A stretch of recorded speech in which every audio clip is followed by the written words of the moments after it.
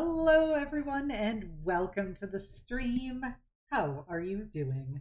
My name's Obsidia. I'm the DM of this campaign, Nexus Forlorn Legacy. As is tradition, we're going to be doing round the table introductions before a brief session recap, and then we jump right into the action. Welcome, Raiders. Also, if you want to think about something in chat, think about if you had to play a character that wasn't the thing that you always do at RPGs, what would it be? uh, First up, we have B. Hello, hello. My name is Beatrix Bunny. I'm a taxidermy jackalope VTuber, and I normally do streams focused on roguelikes, digital artwork, and RPGs. I'm looking to restart the Wild West horror game in the Deadlands system that Obsidia, the DM here, is a part of as soon as I can. I'm also looking to start my second campaign, which will everything still goes well, be a urban fantasy heist series. If it doesn't go well, then I guess it'll be something very different than that. But lovely to be here as always, and I will be playing Feng-chen Wong, the hobgoblin artificer of the party, and future unifier of the goblinoid races. It's a pleasure to you meeting me. Thank you.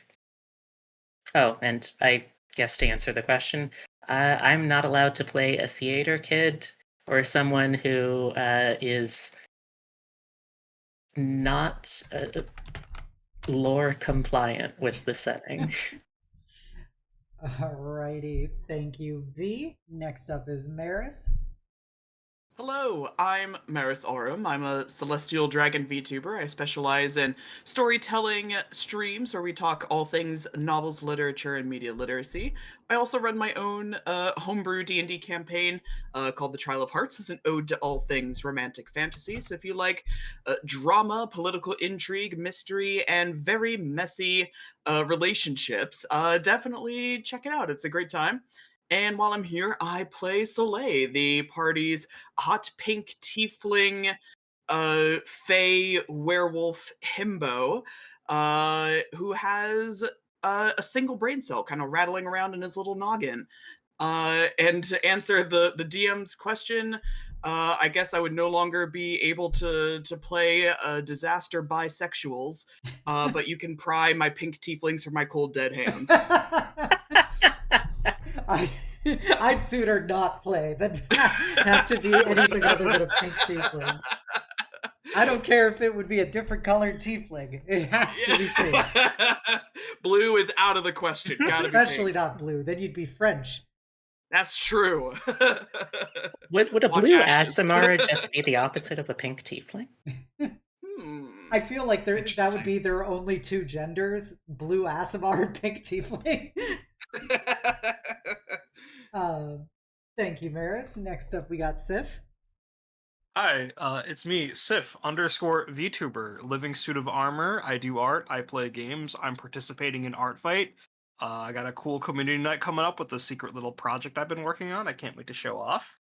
And yeah, I'm here to play as Nafisa, silly little stone dragonborn girl with her pet dog, Nix.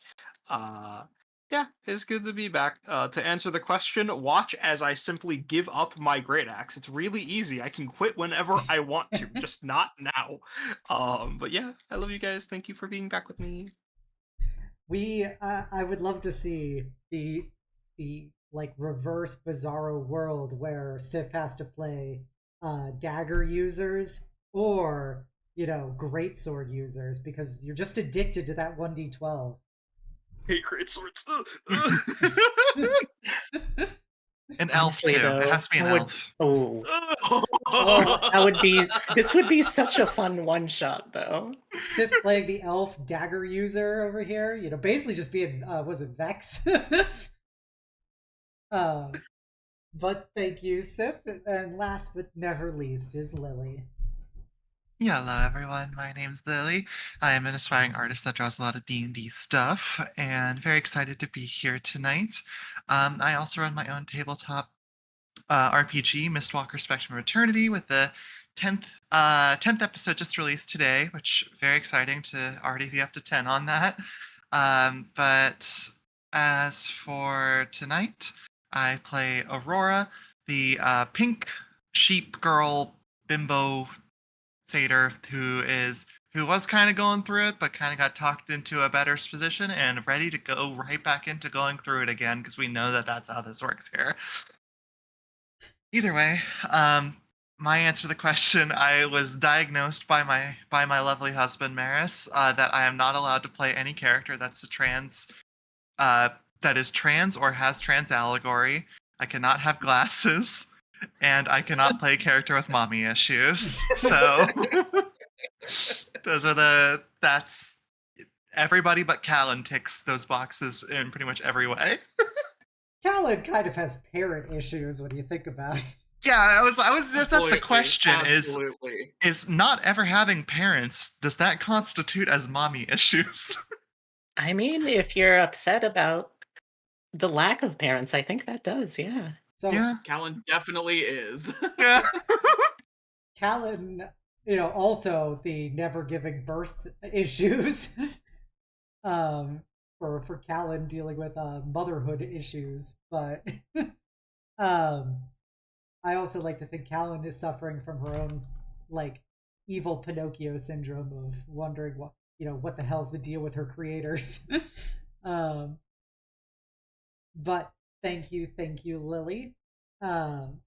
We are now here with everyone done. So previously on Nexus Forlorn Legacy, our heroes finished their time in the city of Zuhai, where they participated in the rebuilding of the Penumbra region of Clan Wangjuhai, and there was a sad moment when they had to break the news to Sharit, Nafisa's sister, about everything that had happened and making sure she was okay. And she had been basically making clothing for the survivors of the attack on the neighborhood, and she proceeded to join them as they headed over there and talked about art and the purpose of doing something because you love it versus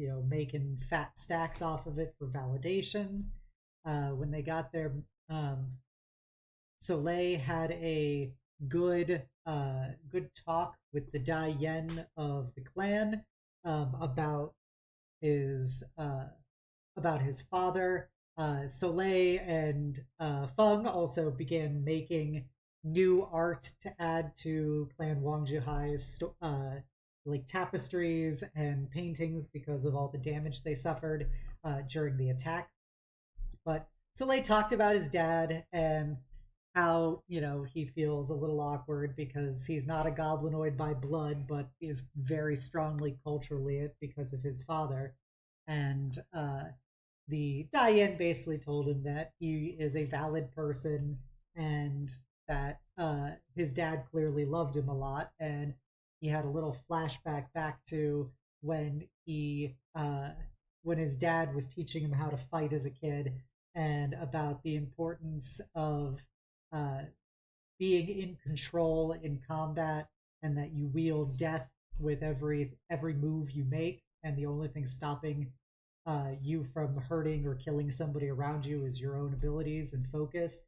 And that was something that Soleil had not really thought about in perhaps centuries. But he went through a lot of feelings, TM, before the party reconvened.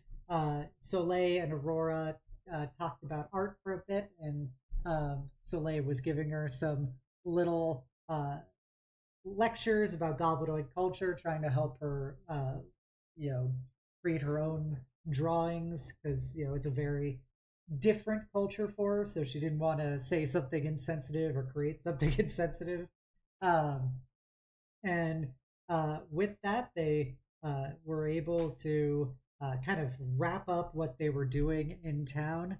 And they then got a train ticket to go up north because, according to Omega, their lovely robot, uh, that Omega sensed there was stronger ley line flow up north to potentially allow them to do their scan for information about their past there, and so they got a train ticket along the long railroad slash highway system that runs along the coast of the Solari Empire, known as the Radiant Road.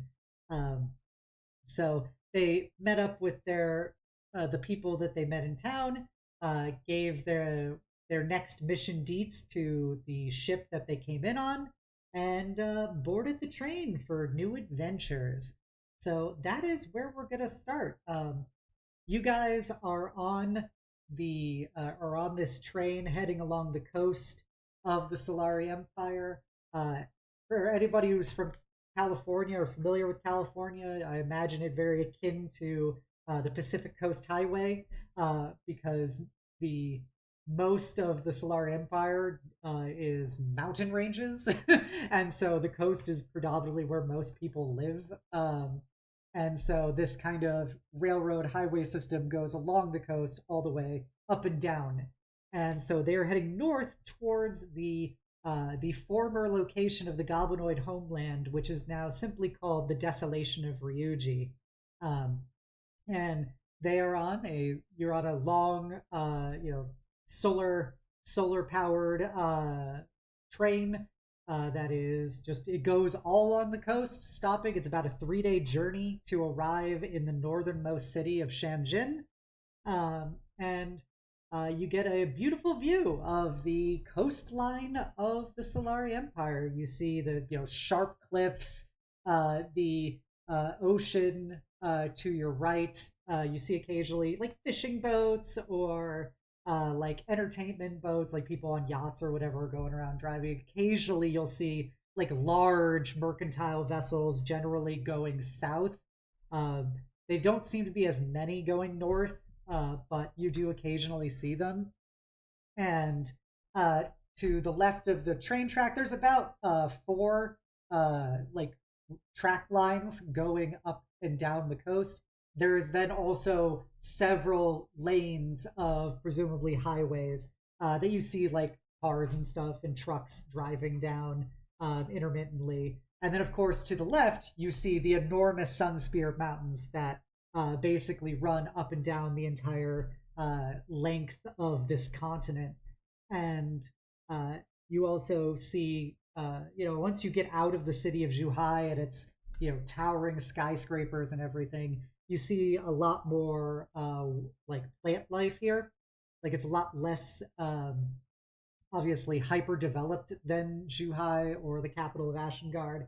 And you see that, as opposed to, for example, the UFAS or even some of the places you saw in the Eastern Marches,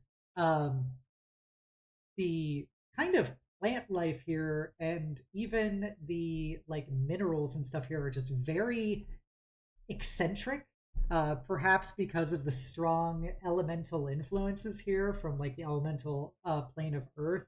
You see like a lot of the rocks tend to be these very like sharp shaped or like eccentrically shaped into like strange designs as they sprout out of the ground. There are also large forests of like crystalline trees, in addition to more natural trees.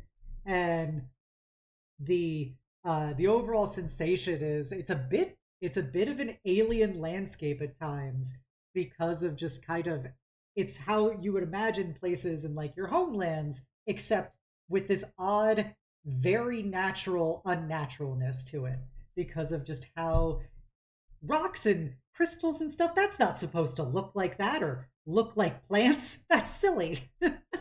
But it does also create a lot of beautiful kind of refractions of the sunlight going through them, where it goes into all these crystalline structures, cascading a kaleidoscope of colors across your train and across the landscape around it. But that is kind of the low key of your journey. You got nice business class tickets, so you have your own rail car area. It's probably you and maybe another free company or two who share the car.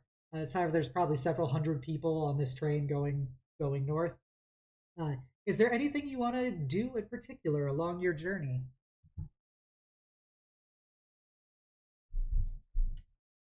I think in the downtime, unless anyone brings up a conversation, wink, wonk, wink, Nafisa will be cataloging their most recent adventure in her journal, pensively. It's not as excited as she usually is. Okay, so Nafisa. She Sorry. question to follow up on that, is she doing this like privately or just like in like a common area or You would be doing that in the same like train room that you're all sharing. okay. 'Cause I imagine there isn't like a library cart or whatever. There's probably a quiet cart, but she'd want to be near you guys. Um if no one else has anything else they want to do, I do think Soleil would be curious as to what you're working on.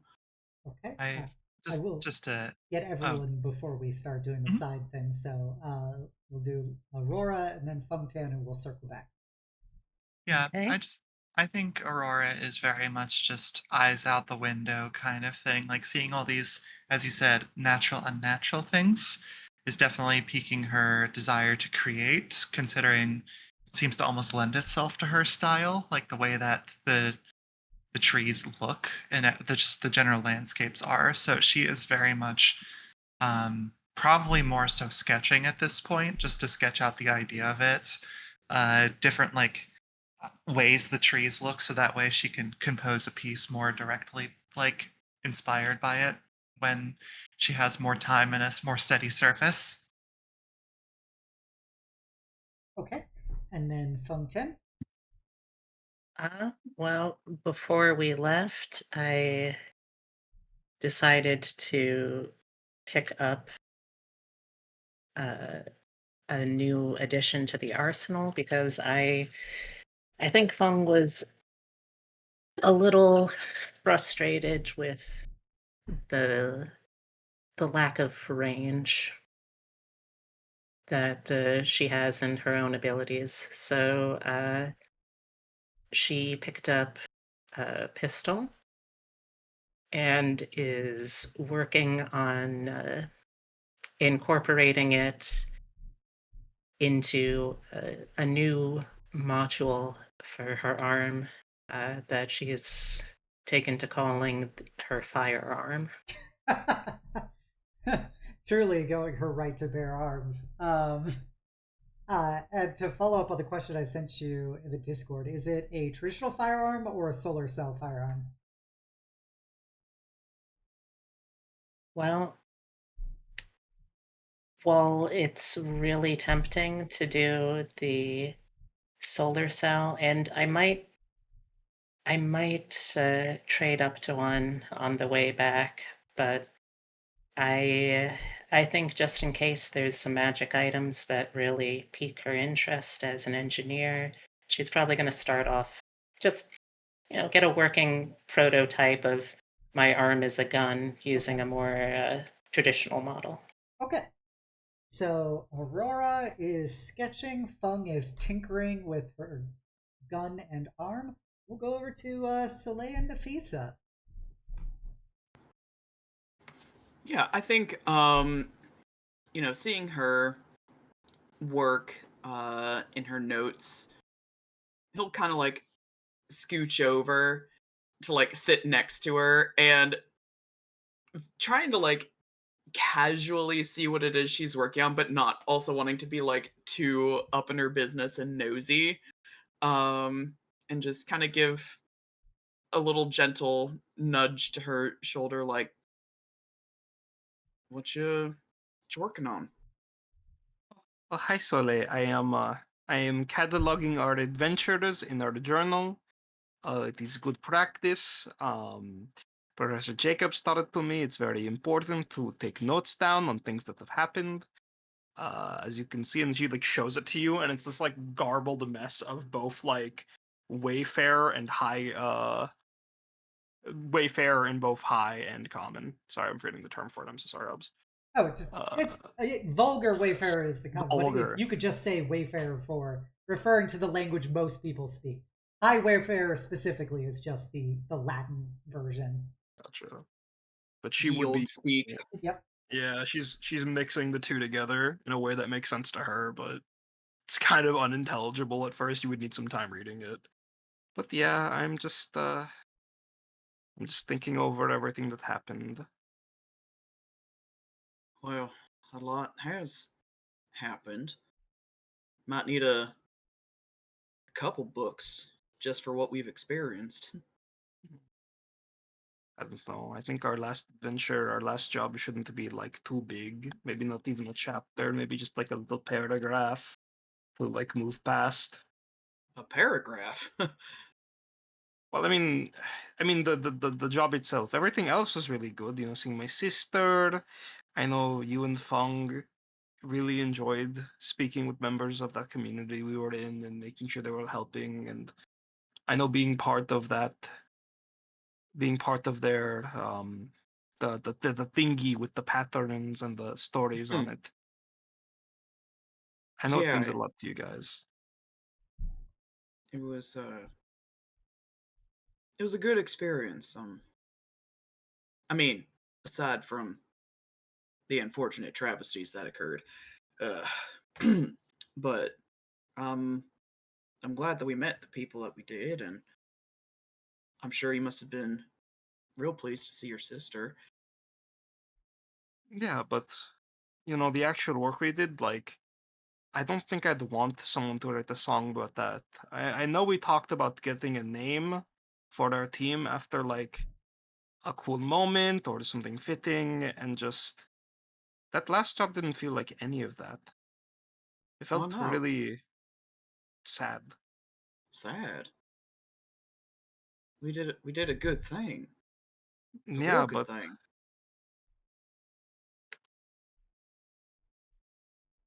we stopped other people from getting their thing. Some other people who won't get to see their families or to go home, or we did all that and we didn't even get the real bad guys, you know? Like we stopped those people, yeah, and hopefully other free companies will think twice about taking jobs like that, but you know, whoever did it is still, you know, in some sense still out there. That's true, but I wouldn't beat yourself up too much about it. I mean, we did the good that we could in that moment. I think that should be, well, maybe not enough, but it's still doing some good, right? We Mm. cannot do everything at once, Nafisa. It is simply what it means to be, I suppose I cannot say a mere mortal, given some of the company, but one person. Yeah, but But I'm not one person. I have you guys and Nix and Sharit and all those other people there. And if the people we beat up, you know, had a chance to, you know, think twice about it, I'm sure they would help too. Hmm. it is something we will work towards, my friends. But we cannot expect to overturn countless generations of the way things are in one night. I, I know. I mean, it's really quite simple, as harsh as it may be to say, but good work often doesn't pay, and that's often what this world comes down to for many folks.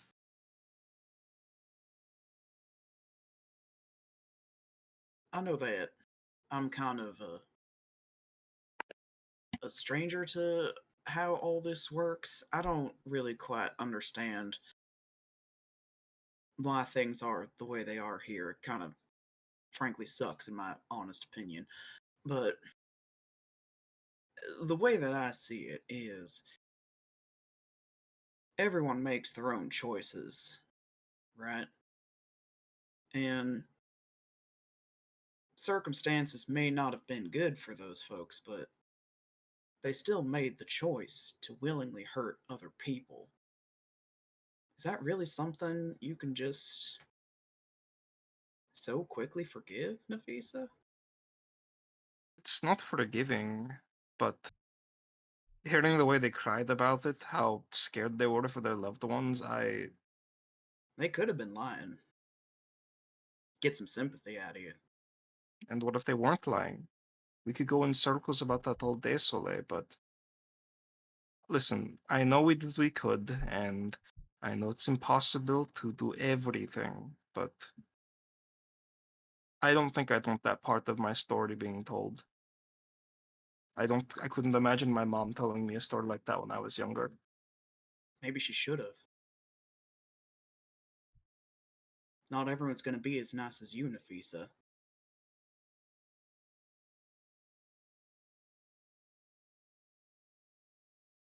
Everyone's nice in their own ways.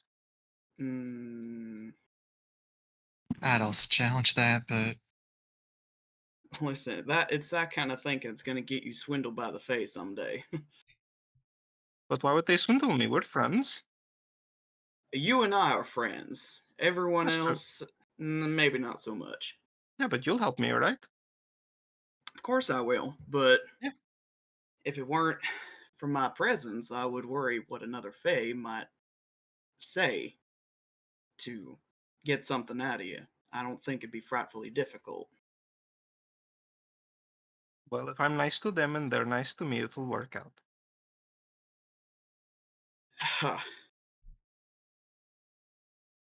Nafisa, as the resident expert on Fae, that is dangerous thinking. Oh, we do dangerous stuff every day. I mean, what's wrong with dangerous thinking at that point? You get killed. That's what. And I'm not about to let something bad happen to you just because you see the best in everybody. Listen, I don't want you beating yourself up about the choices that other people make. That's really all I wanted to say. I I mean, know. if you think you haven't done something good just because it made bad people feel bad, we're going to be going in circles. I know, Soleil, and I'm not actively beating myself up. I have no bruises, don't worry. I just can't help but feel a little sad. I get it. Like I said, you're a good person. Probably the best of us, anyway. I'd say Mm, without question. certainly. It's not a competition. You guys are plenty good to me. It's not about that. It's just, I think it's just your state of being. yeah. Chill hug, Soleil. We'll give her a nice big squeeze, too. I'm sorry you're upset.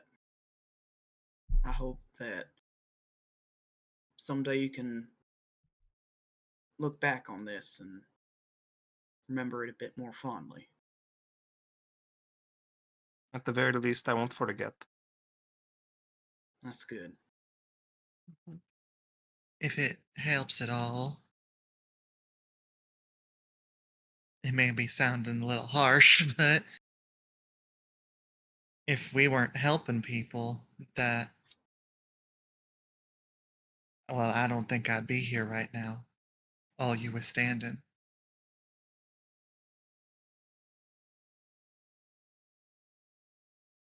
There's a lot of bad in this world,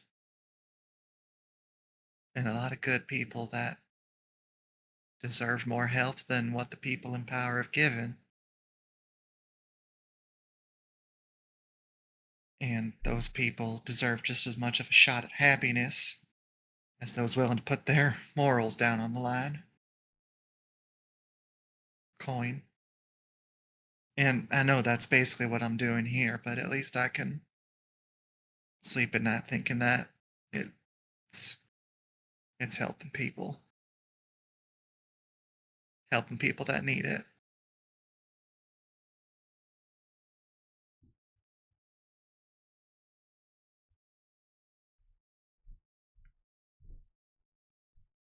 Keep hoping so, or I'll keep believing so. Yeah. Thank Yeah. you, guys. I don't want you And to ruin that sweet sunshine you got. By God, it's helped us a lot. It Mm, helps to have that positive idea. But the world ain't just black and white. It's I know very gray. it can be really complicated, and I know my sunshiny attitude, as you put it, is going to cause some problems for us down the road. I mean, I know I talked about, sparing people, but eventually somebody's not going to make the right decision and cause more problems for us. And I think I might still spare them afterwards. And I just,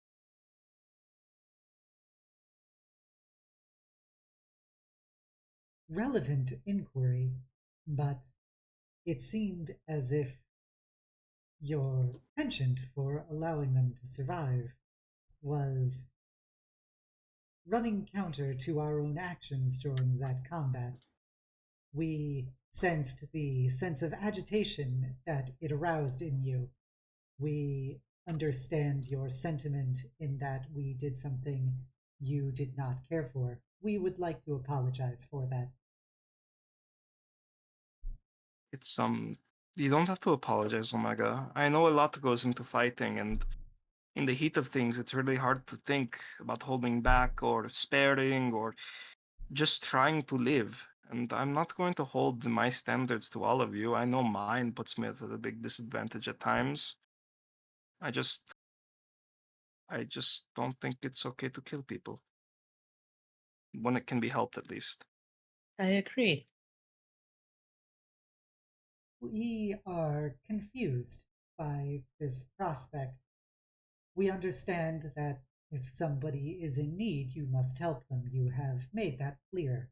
However, if somebody is seeking to harm those that you have deemed to be subjects worth protecting and/or surviving, why would it matter then to eliminate that threat?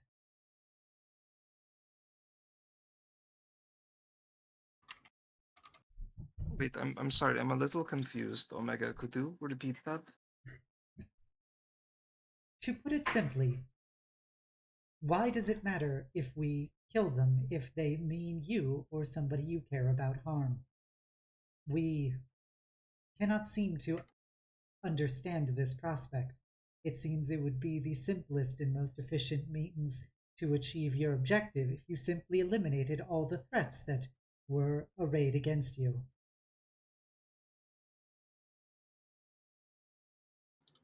If we had done that, then you would not be around. You did defeat us and, in presumably your own analysis, slay us. It was only through the vagaries of our own construction that we were able to survive. But we did not seem to pose a threat to you after that point, and so you have considered us worthy of continual survival. Think, Omega, that I think everybody should have a chance at continual survival. I mean, we took a chance on you, and even though we knew you were allegedly some weapon that a bunch of people wanted, we took you with us, and you did good things. You stopped a lot of bad people. Hmm. And those people that I didn't kill, sure, they'll be in lots of trouble, and, they did do bad things, but maybe they'll think things over and go back to taking care of their families and helping the kids that they were talking about. If I had killed those people, I wouldn't have known about those things, sure, but sorry, the Discord chat. uh, The dead sure. cannot improve. but the dead cannot provide an additional threat in the future. Oh, What will you I do don't know about that. if we seek to try and eliminate you at some future point? If you guys try to kill me or just you, Omega, If we tried to kill all of you, or specifically just you, that is fairly irrelevant to the uh, proposed hypothetical. I would just have to be strong enough to make sure that I could get the outcome I wanted. It sounds like we're never quite gonna fully agree on this. I think we all just have very different fighting styles, ideals, and upbringings. So all I can say is I don't quite understand your methods of thinking, Nafisa, but I'll always be there for you to watch your back. And if you need someone to make a decision you can't, I can do it.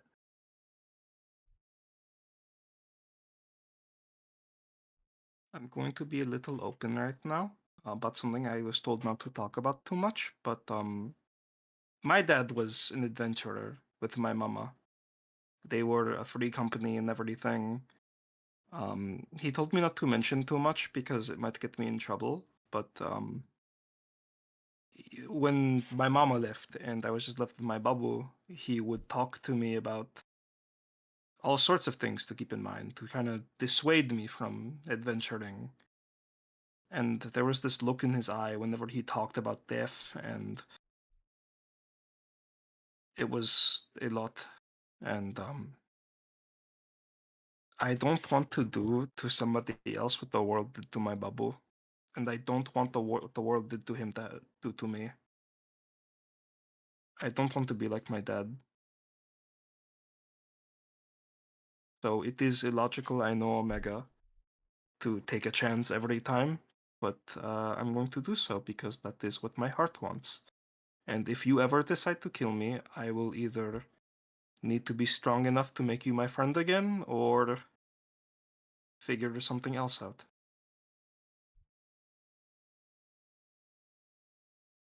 And I'm never going to stop you guys from doing what you want to do. And if the world hurts you the way it hurt my babu, then I'll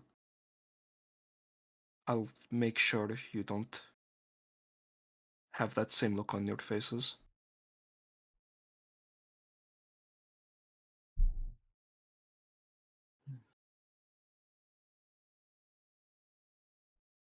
I think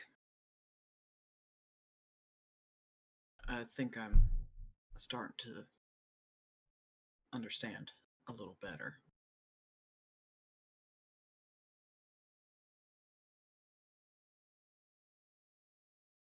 But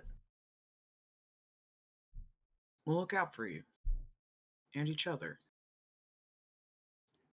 I don't foresee that changing anytime soon.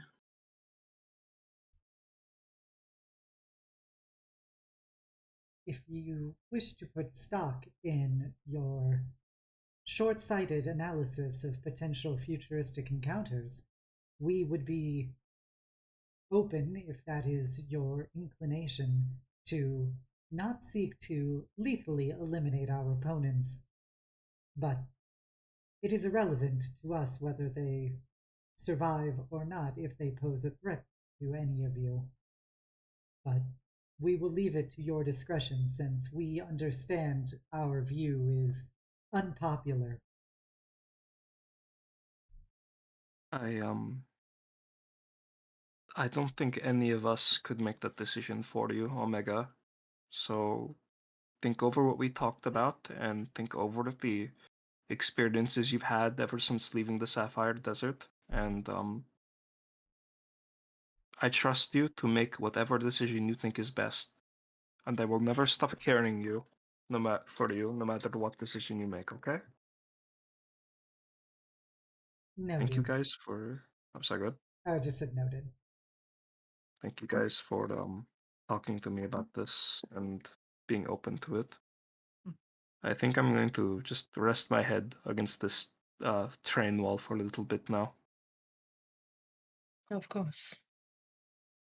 Nyx puts one of her claws on your leg as she rests her head in your lap and looks, or doesn't really look up at you because she doesn't have eyes, but gestures her head up at you. She'll like slowly pet Nyx's head back as she like dozes off.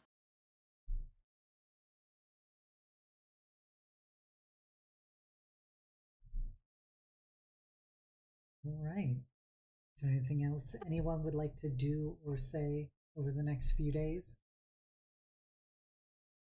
Mm.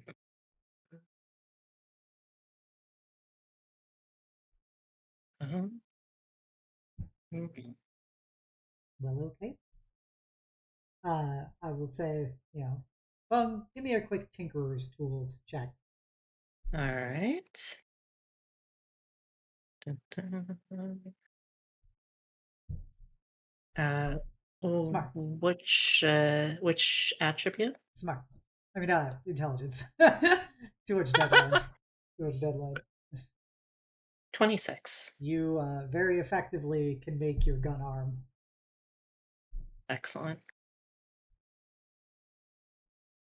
But yeah, the train will stop various points over the 3 days of your journey as it stops off at various towns and depots and stations and stuff, and people get off or get on, to supplies and various items and stuff are offloaded from the train before it continues on again. And when you get to the final day, you begin to notice where the sun is in the sky, but in a different direction from that, you see that there is like a second sun in the distance. Not like in the sky itself, but there is a sun's worth of light coming off like from around the bend kind of thing. And it's kind of odd to see the such an incredible source of light. This is in some ways, for you to be able to see it from this far off would make it even brighter than Zuhai.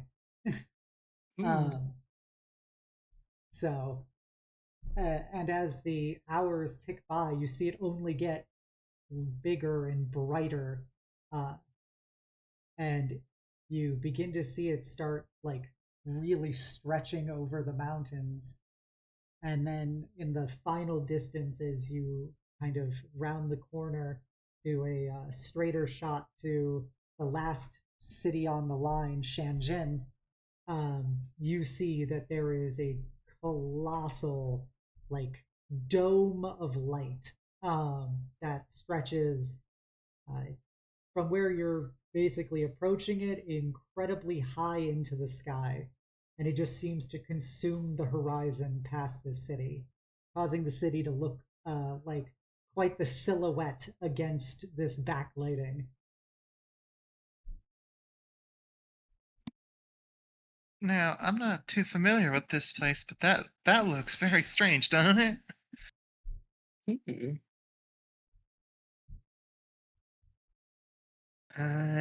Could I roll a history check to Yeah. see if I know why? Yeah, Or would that be nature?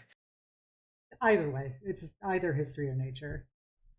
Could I roll history as well? Yeah, anybody who's not Soleil, because Soleil doesn't know about anything in We. this world. Don't worry, Soleil. When we Good go job. to the Feywild, you'll be the only one who can make these. Yeah. So 25? Okay. So 14. Aurora wouldn't know. I'm making that call on her said. Okay. Okay. Yeah. I just realized I had the wrong headphone thing linked up in stream, but oh well. Nafisa, you see that you remember that there is an enormous amount of magical energy in the Northern Solari Empire from various family members in your tribe and stuff who've traveled the world, as well as stories from your own parents' free company, you've heard that there is a massive like magical barrier, maybe in the north of the Solari Empire, between the Empire and what is now the Desolation of Ryuji. Uh, but that's kind of the extent of it. It was never like a very widely talked about topic in your tribe. Feng, you know a lot about this because of your family and Mm-hmm. your, you have your college degree and everything. Um, Mm-hmm. so you know that this is called the Empress's Veil, and it is an enormous magical barrier that was erected centuries ago after the desolation, that basically was created by the forgotten empress, of the Solari Empire to essentially contain the massive ecological and magical energy um, damage of the desolation, to prevent it from flowing out of the desolation into the empire and into Sirikad. And so it basically is a big old radiation shield that is been continually reinforced over the generations. But nobody really knows how it was made in the first place, but people just know that you can support it with enough magical energy, and Mm-hmm. it basically is the thin magical line between the irradiated wasteland of the desolation and the rest of the world. Um, Is there something akin to like I don't know, like a magic Geiger counter or something like that that we would need like to go near here safely or from what you know, based on your 25, the veil is very effective. Um, there are very rarely breaches of it. There is, the Solari military plus the Sirikati military, plus there are two different dedicated Druidic orders whose basically sole job is guarding this veil and reinforcing it. Um, he make it so that basically it is incredibly rare for a breach into the rest of the world from stuff in there. So you could be in Shanjin and not get radiation poisoning, basically.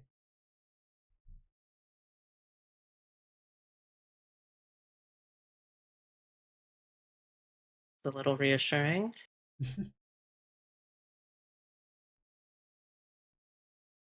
I assume you explain this to us. No. Yes, Yeah. it's I explained that is a terrifyingly large amount of uh, toxic magic that is being held back by this barrier set up by all of these different organizations and Mm. groups working together. Aurora worryingly looks over at Omega. And that's where we need to go.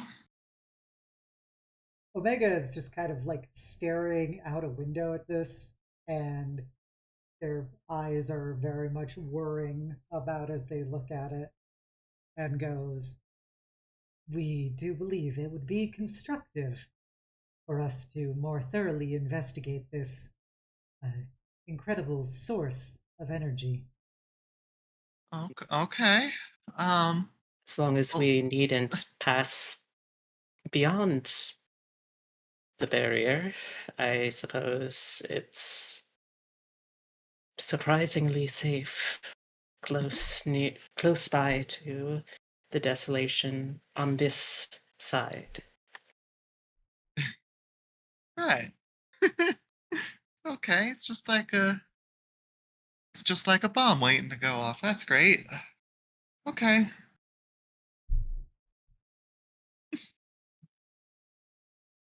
Um, with a 25 as well, um, I will say you also are very familiar with the story, especially just because of your cultural background. You are very familiar with the story of what caused the desolation in the first place, and the destruction of the goblinoid homeland. And I could tell you that now if you like, or I could hold off until it is more relevant for something. So just let me know. Mm. Um. Oh gosh. I mean, I guess I do like having little secrets. Okay. So you have a lore IOU whenever you want to redeem it. I will make a note. But yeah, so that'll be fun facts for the future. So as you guys get closer, this wall of energy becomes ever higher, and you notice that Shanjin, otherwise known as the City of Light, as Feng can tell you, is a city that suffers from 365 Alaska syndrome, where it's always daylight here, because of just how much light comes off of this swirling barrier of like silvery kind of blue energy. It looks vaguely like kind of like wispy smoke slash flame as you get closer to it, but it's hundreds of feet high. And the city is just in perpetual light here. You also notice that there are a lot more like fortifications present here than what you've seen throughout a lot of the country as a whole. And there seems to be like several like military bases that are in the city. The city doesn't have the same level of like towering skyscrapers of Zuhai. This is clearly not a main like economic hub. And you see that the harbor nearby is predominantly military vessels and supply ships and stuff coming from the south. There does appear to be a lot of off-duty and on-duty soldiers just kind of in the town as you pull into the train station.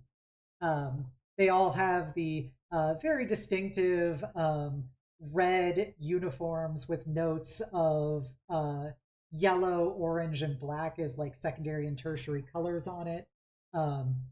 And they've got the flag of the Solari Empire over one of their shoulders, and you see lots and lots of troops going about just their lives here. And as the train pulls in and disembarks, you notice that there's a lot of soldiers with duffel bags and stuff of materials kind of getting off the train with you guys, not in your car specifically, but also getting off the train. Like most of the people here at this point are probably military personnel disembarking. And you are now in Shanjin. The city is quite sprawling. It's not as high, but it is very wide. And you notice that a lot of the windows are blacked out. And presumably because it is always daylight here. Mm-hmm.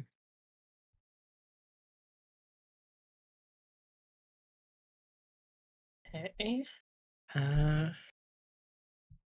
right. Well, I suppose we should find some sort of quarter first. No, I think we should get sunglasses first. My eyes hurt. Yeah, everybody. Sorry, I would say everybody with dark vision. You guys, it is especially uncomfortable here. Let's go. No dark vision. Yeah, no dark vision, gang. Let's go. Yeah, just because the dark vision takes the light and stuff. So because it never becomes dark here, it just really strains at your eyes with dark vision. I'm just gonna keep my eyes shut and like extend my arm out into a cane and Just try going blind till we No, get to don't. a place. Omega grabs your arm and will just direct you. Yeah, I think I'm gonna second the idea for some sunglasses. This is ridiculous. Well, we'll certainly need to go inside for both. All right, yeah. You also notice, just based on the population of the Solari Empire, a lot of people wear sunglasses here because they're almost all people with dark vision. Fire and Earth Ganassi plus goblinoids. So yeah, the one thing that is readily available basically at every quarter store is sunglasses. Excellent. And they're kind of like, rather than just being like sunglasses, the most common way is almost visor like, because they got to do the above and below and peripheral zones just to reduce the overall discomfort. But yeah, the city, you see people walking around, cars driving about. You see there is a shocking amount of pawn shops here, usually next to what seems to be strip clubs. If you've ever been to a military town in the U.S., you will understand this reference. And Strip clubs and casinos, as far as the eye can see. strip clubs, pawn shops, title maxes, and liquor stores are the four most common things in any military town in America. But yeah, there's also a lot of very nice cars here that you see, presumably some of the off-duty soldiers and stuff driving and chatting with their friends and stuff. I gotta know, do I see any Emerald King? Odd or even? Let's go odd. Odd, yes. Oh. There are Let's several go. Emerald King, essentially muscle cars. I nod appreciatively. This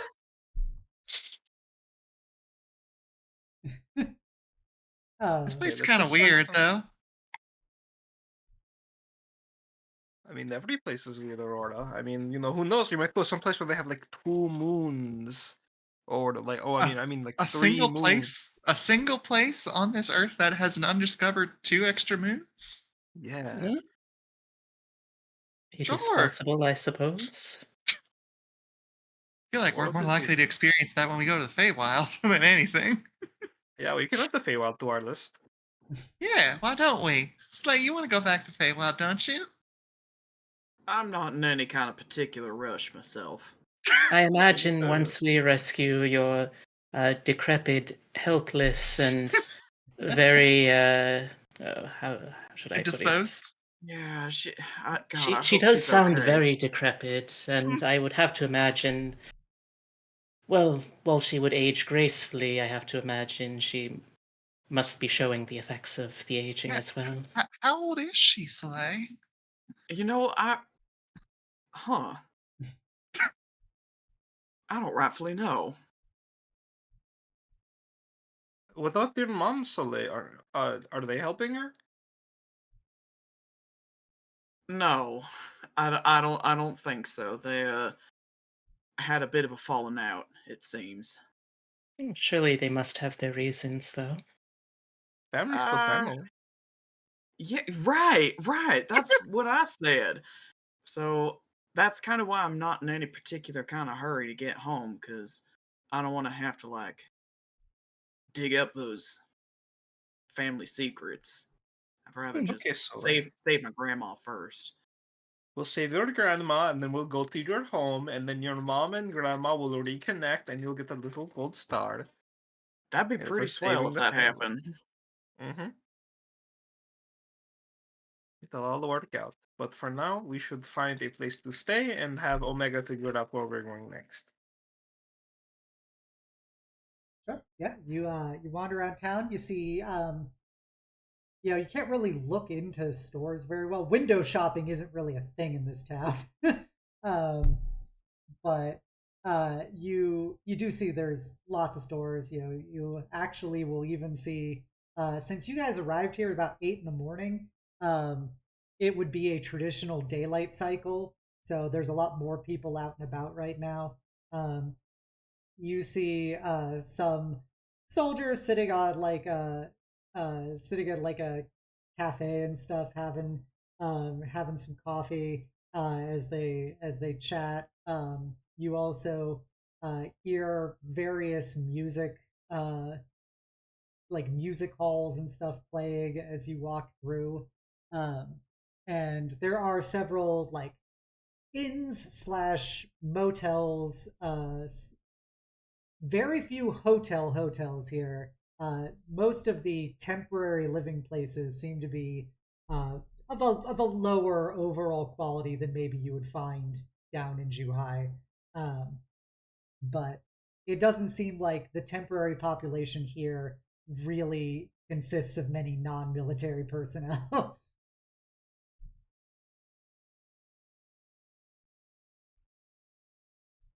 Hmm.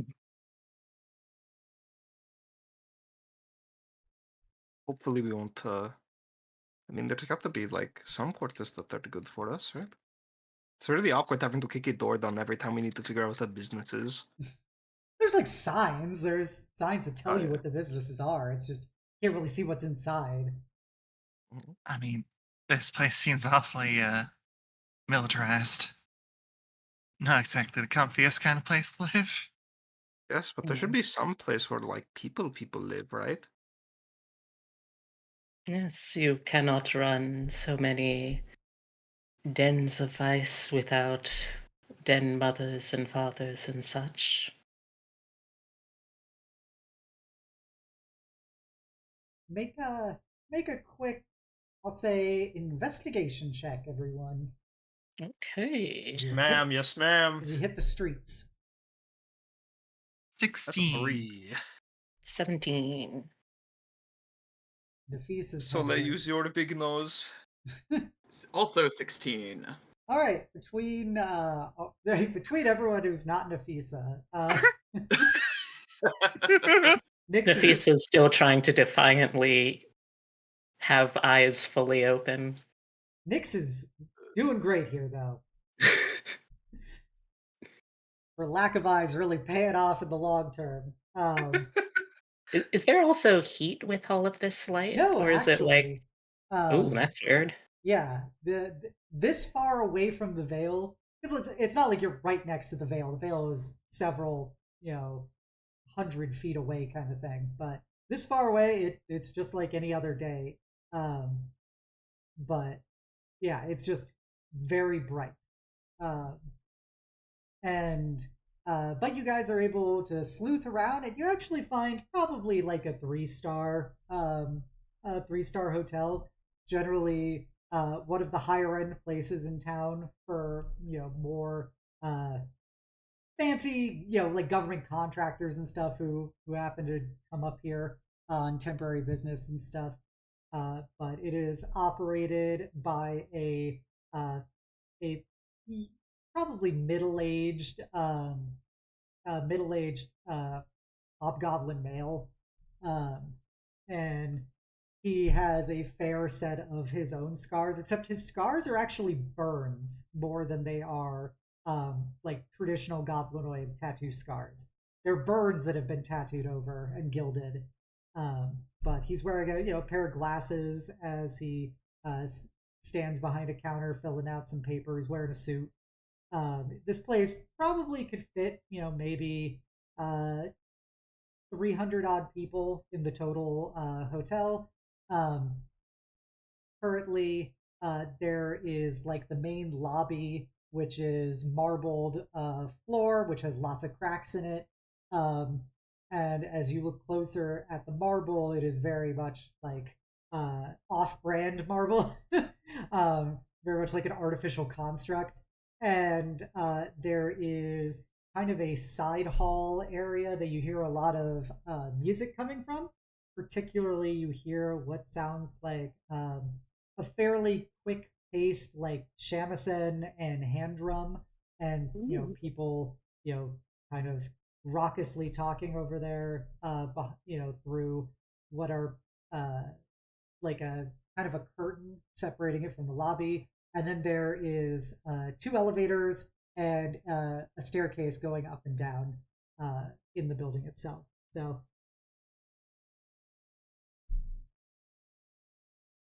All right. Well, I'll I'll approach the person at the desk, I suppose.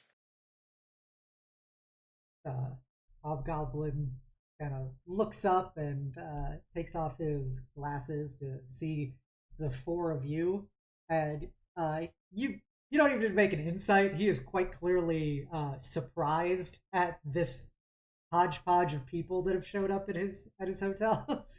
uh, but he kind of looks at you and goes, um, welcome to Shanjin. Welcome to the royal wall. Uh, can I help you with something? Are you looking for rooms? We are indeed. I think that would be the first avenue of help we're after. Thank you.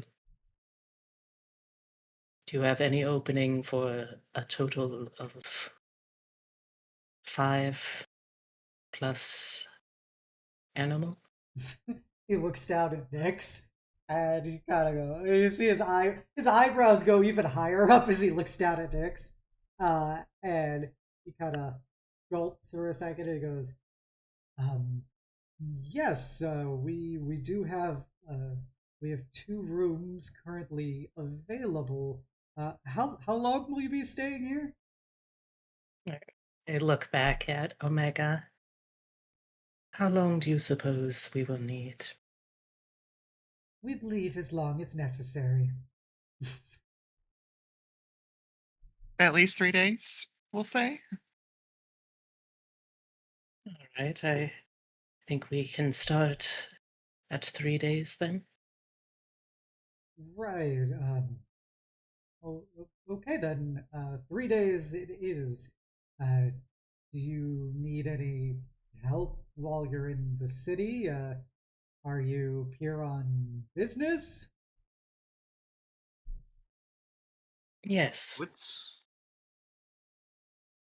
What, Nafisa? I was gonna say yes. I would say we are.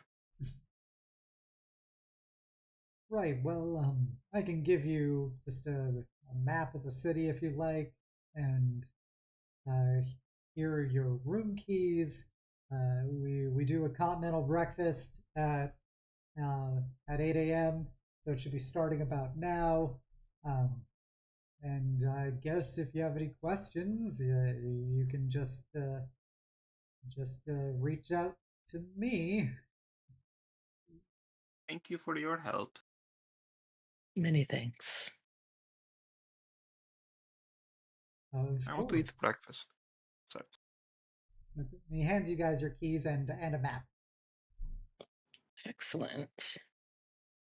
All right. Well, I think we should probably head up there to, just to, since we're already kind of drawing a lot of attention as the obvious people who are also, for some reason, not military or anything to do with the barrier. So yeah, let's retire so we don't draw too much more attention. I would like some breakfast. Would you want to eat, Soleil?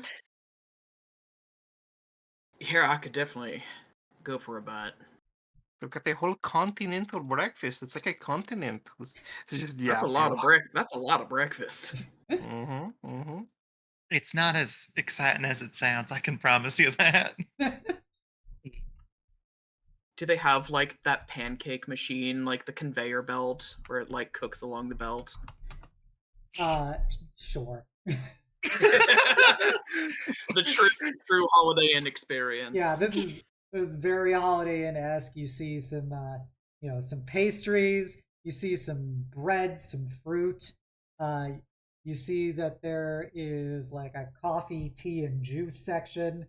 There's some packaged cereals and like little things of milk. A tray of breakfast sausages, but they're with just like a heat lamp over them. Yep, there's all heating trays and heat lamps. You see a couple very hungover Fire and Earth Gadasi soldiers kind of very, very sadly eating slowly at a table. Hey, I'm gonna head up to the room too. Can you just grab me a banana? Yeah, Just yeah. a banana. We'll grab you a bunch. Yeah, you can grab me a bunch. Thank you very much. I'm pretty sure Nafisa and Soleil are just gonna bring up a massive pile of food, and you guys can pack it whatever they're not eating, whatever's there. So many bananas. Um, yeah, as Feng and Aurora go up to the room, Soleil and Nafisa, you guys go get your continental breakfast. You do look into the room that the music's coming from as you walk by it to go to the breakfast area, and you see that there is a young, probably like 19 year old male bugbear and male goblin who are playing this shamisen and hand drum, both wearing Solari imperial uniforms.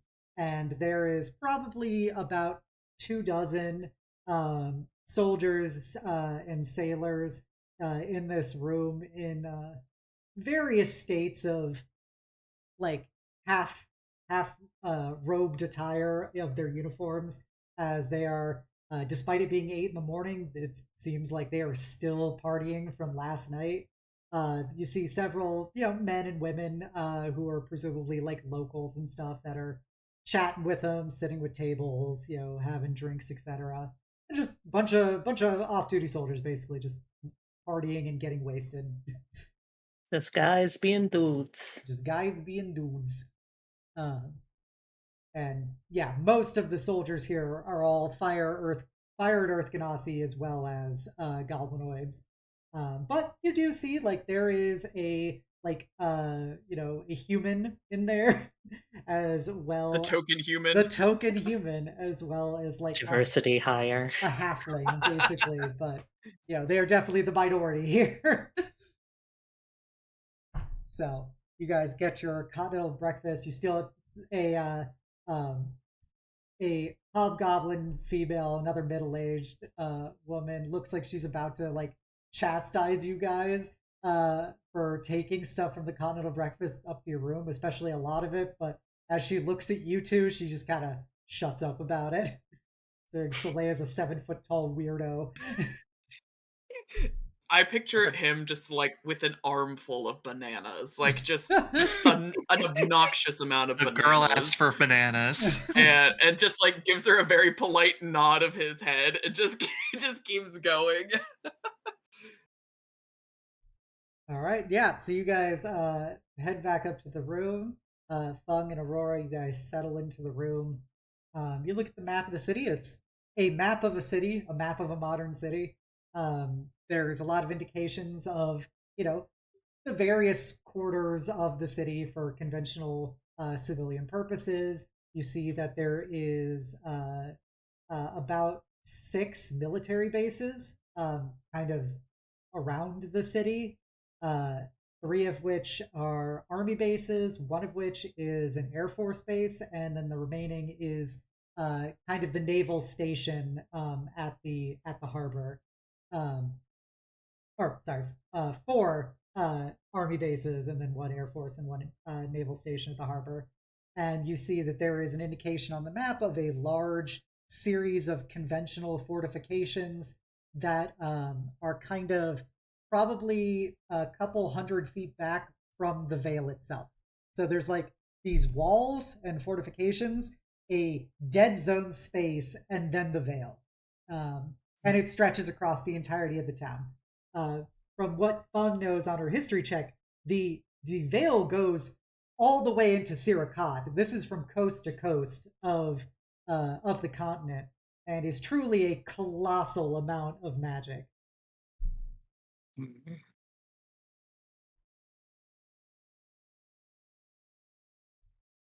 So we're all together at this point, right? Yeah. Okay, good. You back Yeah. up putting Omega, down your bushel of fucking bananas. Drops them in front of Aurora. Oh, that's a lot of bananas. Eat this a bunch. Yeah, that's what you said. Thank I mean, you. one banana is not enough to fill you up and give you energy for the day. But I think this amount should do it. Yeah. Okay. Finish it, we will. She just starts eating a bunch of bananas, try to appease them.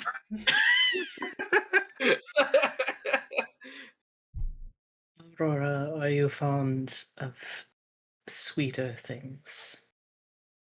I really like every food. Mm, she is very right. All food is good. Suit yourself. I'm already converting my multi-tool into a little fondue pot and am melting down chocolate bars from the train. That's a wild fucking thought. Considering we got For the a hell bananas. considering we got a hell of a lot of bananas. I don't think we're gonna eat all of them, but maybe you could take some of them, and make them into banana bread. I certainly could. Starts Hell yeah, banana disassembling the bread multi-tool. at work. I mean, I'm still gonna make one chocolate-covered banana for myself. I deserve a treat. Nyx looks up, wagging her tail, licking her lips. I make 2 chocolate bananas. I do Not me not. pondering if Soleil can eat chocolate or not. Oh no. Oh man. How many of these bad boys should I make? Calling a Like, chocolate covered banana a bad boy? I can't wait for Soleil to go to the vet because he ate chocolate. It is something I learned from this peer of my mother's. It was a fire genasi who would occasionally stop by. A very flamboyant man. Giuseppe Fiery. Fucking Guy Fieri.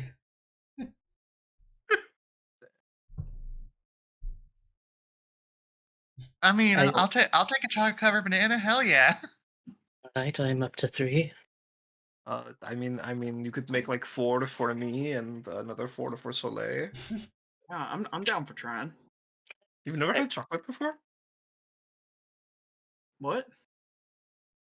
Have you ever had chocolate before? Does that what you mean by like Oh trying? no.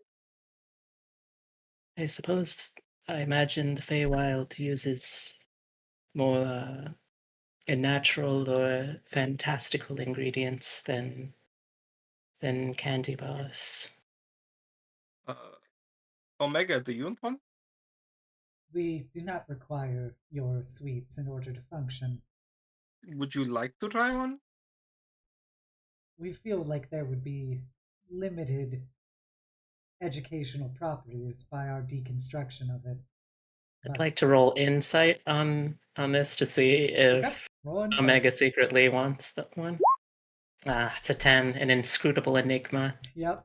Omega seems to be a impassive robot in response to your chocolate bananas. As I'm offering one to Nyx, I say in common, I do not yet understand you or the ways of your language, but may this be taken in good faith. Hold on. How close to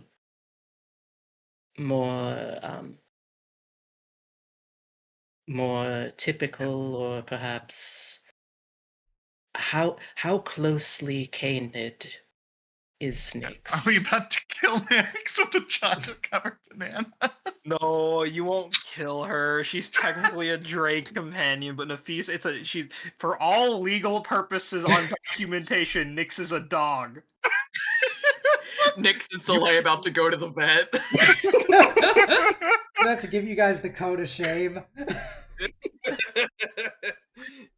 Nyx just looks up at Nafisa and she says in Draconic, like, why is Feng not giving me the chocolate banana yet? Oh, she's worried it'll make your tummy hurt. No, don't worry, don't worry. Anything I can eat, Nyx can eat. Very well. I give Nyx the banana. Your hand gets real slobbered up as she goes to town, grabbing it out of your hand. You know, Satisfied customer. the banana itself is pretty adequate, but the chocolate does add a nice extra layer of luxury to it. So, my compliments to the chef.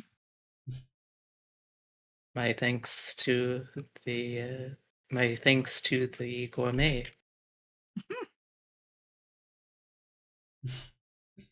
Nyx just loudly fucking chomping on this thing on the ground. Dripping chocolates drool everywhere. Would eat the peel. Oh, I think she de-peeled it when she put it in the chocolate. Oh, you're right. You're so right. Damn. What kind of Glaze the psycho peel in chocolate's the chocolate. peel of a banana? Apologies for my barbarous behavior. All right. Omega. Do you know where we should go next? What are you feeling? What was all going on? Omega's just staring out a window at the veil, and they go, "We need to experience this creation." I offer the banana, this creation. Omega goes to like kind of shoo it away, and as you see them shoo it away, part of it is removed as they shoo it away from themselves. A very small part. I nod knowingly. I'm not going to blow up their spot, but I know.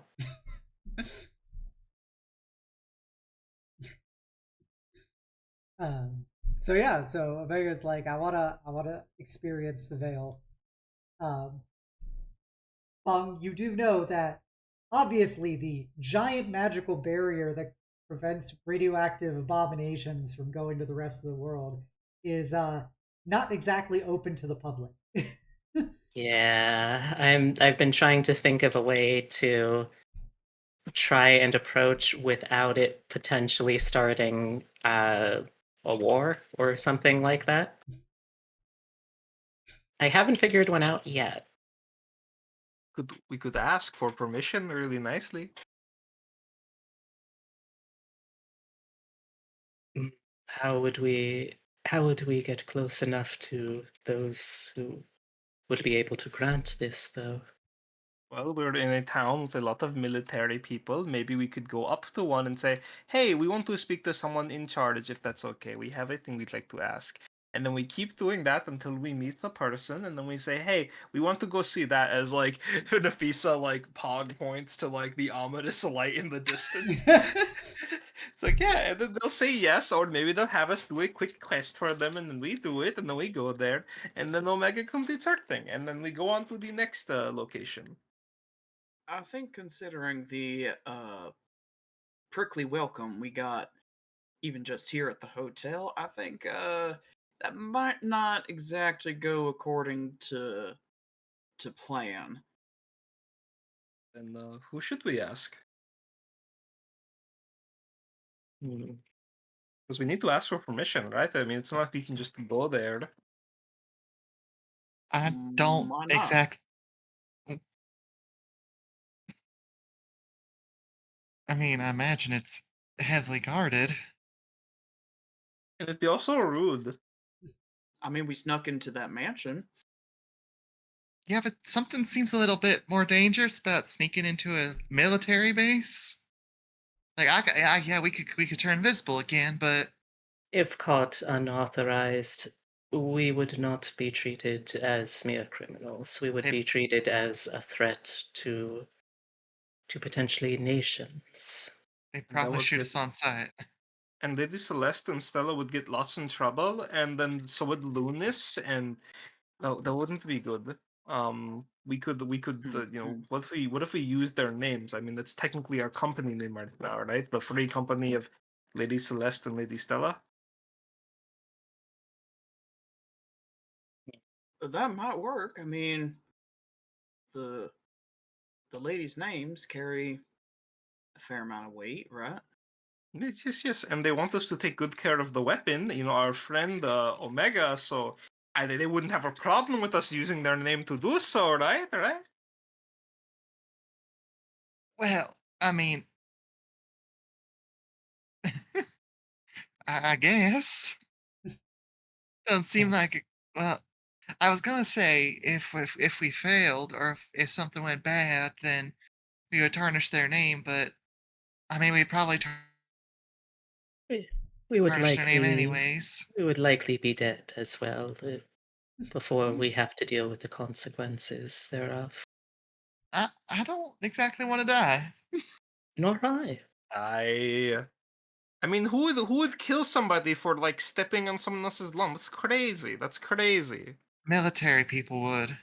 Yes, That's even outside of the extended metaphor of the lawn being a site of incomprehensibly large and powerful and deadly magic. Right.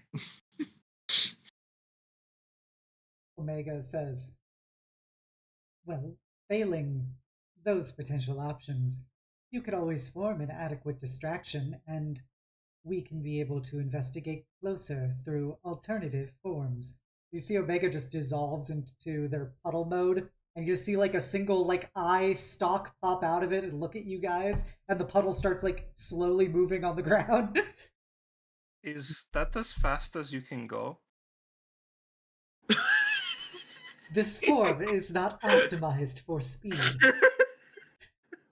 Well, I mean, I mean, you don't look like a normal puddle here, Omega. If they see you, they're gonna say that you're weird, and then they'll probably like look at you and be like, "Wait, that's no ordinary puddle. That's Omega the puddle," and then they'll capture you with us. To be fair, they already look at us like we're weird. Just walking. Yeah, I exactly. We should use our weirdness to charm them and have them let us in. I think we should avoid stealth as much as as giving up the opportunity for skullduggery pains me. Even if you were to enter as a puddle, sensors are very easy to set up to detect the humble, everyday magical things such as a bag of holding. You are far, far more magical than that. You would, if not be visible to the naked eye, certainly be visible magically. You see the puddle is continuing to quote unquote zoom around the room at 5 feet around. And just this little silvery blue puddle just moving around. They really do seem to like that idea. We can keep it in the back pocket just in case, Omega. Okay. Let us first see if we can reach higher up the chain of command. I think diplomacy might be the better option, but while we are doing so, we can certainly, from a safe distance, observe to see what manner of at least obvious security and surveillance is in play around the Veil. Also worth considering, the it's possible that there's a member clan Wong here It's that true. just is stationed here. Maybe they could get us in. That is true. Nepotism always works, so Is there some kind of family role or family knowledge roll or something I should do? Or Yeah. This is like a kind of a streetwise thing. So I'm gonna say make an investigation check. straight investigation? 14. Okay. Uh Clan Wong does not really have a presence in Shanjin because they moved much farther south, and as they kind of told you very clearly, they wanted no real involvement with the Solari military after the desolation, so Yeah. they are not involved. There are other goblinoid clans that are based in this city, but not Clan Wong. um, you do know, as additional like lore fact, is there are essentially like uh, a joint council of commanders who represent the three respective branches of the military that operate here, who are the conventional military leaders of this area. But there is also the kind of supporter of the magical portion of the chain of command here, which is the the High Druid of the Circle of the Radiant Shield, which is the primary druidic order of the Solari Empire that is specifically charged with supporting the military here and supporting the wall and safeguarding it. And it is led by what is known as a mistress of purification. So the High Druid is somebody who's kind of, they are outside of the military, but they have strong influence over kind of military issues because of their specific expertise in dealing with the Empress's Veil. All right, so like an external contractor advisor. Yeah, it'd be kind of like not quite exact, but similar to being like a commissar in like the Soviet Union in like a military unit. So you're like a political officer, except this is like you're the druidic officer, and she is the top druidic officer.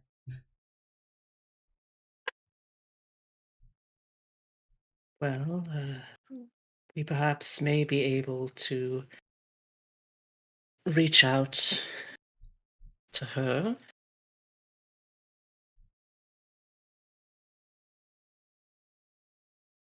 It's only a possible option, at least. Seems better than just walking up to him. Walking up to the station. Mm.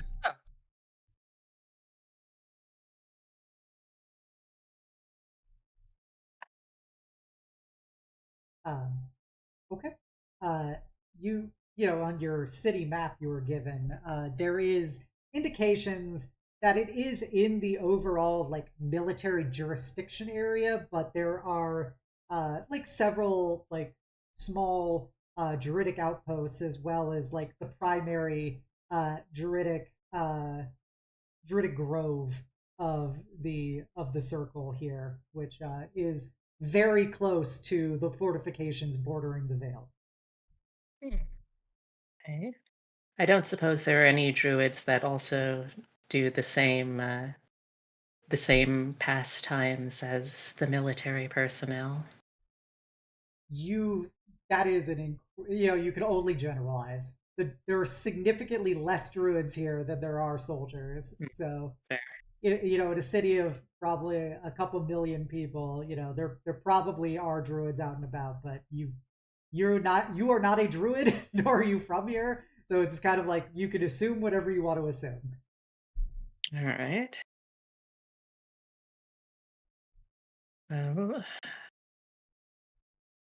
I suppose we should try and find audience with one of the circles.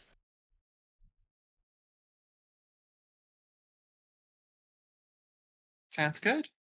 Yeah, let's go for it. Before we head out again, once I'm done with the fondue pot, I'm just going to.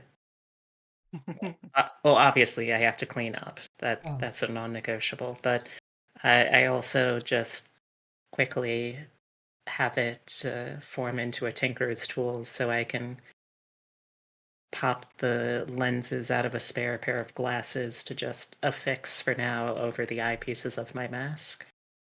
Gotcha. And you know, if you guys, you know, I assume you just bought sunglasses, you know, in your time here. So, Soleil, how does a man in a skull wear sunglasses? I've been thinking about this since we arrived, and I think I think he's just gonna pop out the lenses and stick them in the eye holes My of his fucking mask. God. Do you want someone to make that more stable or sturdy? They look like they could fall out. No, it's cool. One of the lenses falls out, pops it back in. Make a dexterity saving throw. Oh no. Flashbang. 15. You know, you manage to blink as one of the lenses falls into your eye. No. So you don't get it straight into the eye, but yeah, apparently you just putting lenses in there, it is not fitted for that purpose. However, Feng could modify it. Oh no, It is maybe. your mask. I would not deign to modify it without your permission. Yeah. On second thought, maybe some assistance could be good.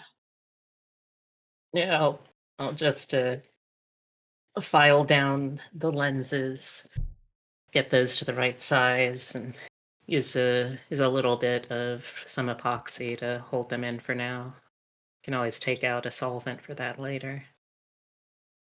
Just as a random thing, I need to know. You said that, like, obviously the people with dark vision need to have this really to see Yeah. well, but the people without dark vision, it's just kind of bright. Yeah, it's But not uncomfortable, like, but it's not yeah, like as incredibly painful as having dark vision. yeah. Aurora, who needs the lenses to be able to see, is just like, well, I guess I'm not gonna find my prescription for this.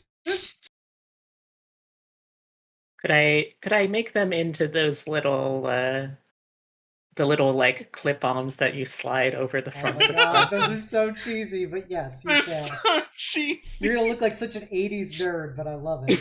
She's like, no, I don't want that. All That's so right. unstylish. And feel free to wear 2 pairs of glasses. Well, I'm not wearing that either. All right, then when you start seeing spots, I will ask again. Come on, Aurora, what's the big deal? Soleil asks with his really dorky lenses in his eye holes.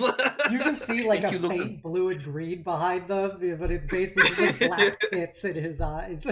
Honestly, that sounds cooler. Hey, Nethris, can you put some shade in front of my eyes?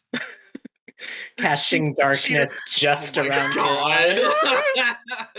eyes. Yeah, you see that, Aurora has this little, she's got her fluffy bangs, and the shadow that casts from those bangs just kind of shrouds the top half of her face in shadow. She Just kind of looks very like an pleased anime with character herself. doing its like bloodthirsty mode where the top half of it becomes blacked out and only the eyes She's- visible. She is so pleased Honestly- with herself. That's honestly a mite unsettling. Not gonna lie. Why? Nafisa takes a photo. Yeah, well, You let's look see. like you're about to tell me not to come to school tomorrow.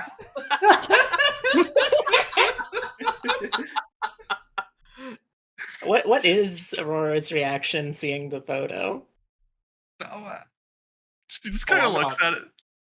Is it a Polaroid? It's a Polaroid. Nafisa was gonna hold on to it at the end of the adventure. You can take a look back at how Aurora's looked the entire time. I Fair mean, enough. is there like a mirror in the hotel room?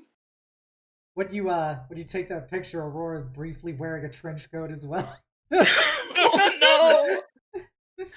Oh But yeah, there's a mirror in here. It's you've been to a basic ass hotel, like it's.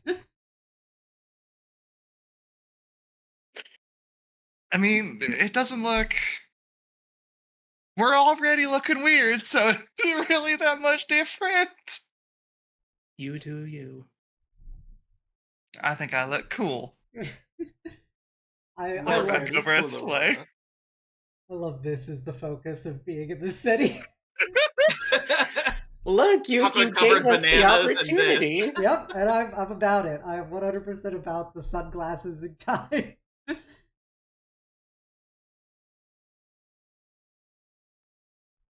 So you all get your specially fitted eye cloaking devices. What is the plan you guys would like to do? I mean, I guess the first thing I would think of at least, and y'all feel free to interject if you had something else in mind, but just like trying to find, I imagine there has to be like some sort of public facing side of, like an established, respectable organization like a Druidic circle.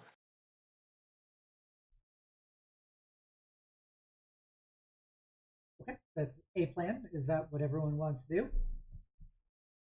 Yeah, I think that makes the most sense. Okay. You guys hit the streets now looking like real cool cats. See people, as you walk down the streets strutting. people turn to look at you and stuff. Aurora, make a perception check. Oh god. -1 to this. Let's go for a 0, baby. That's a 6. You do not hear anybody say that you look like somebody telling them that they should probably not go to school tomorrow. But you guys continue through the city, and once you start getting to the northern edge of the city, you see the beginning of the transition into more dedicated military stuff. Like you see big solar cell trucks and stuff full of troops going into down the streets alongside some armored vehicles on the beds of these real hefty transporter trucks, and is going into what is walled and fenced off kind of military area. But there is a visitor center, you would say, for civilian personnel, that is outside of the greater fortifications as a whole. But out here, it's a lot. You see a lot less of the off-duty people kind of chilling out. It is a lot of people going to work, and a lot of guys and girls with guns. Now, before we go in, what precisely should we say is our business for asking this? Obviously, we can use the name of our employers to better put ourselves in good graces, but how much of our actual task do we plan on disclosing?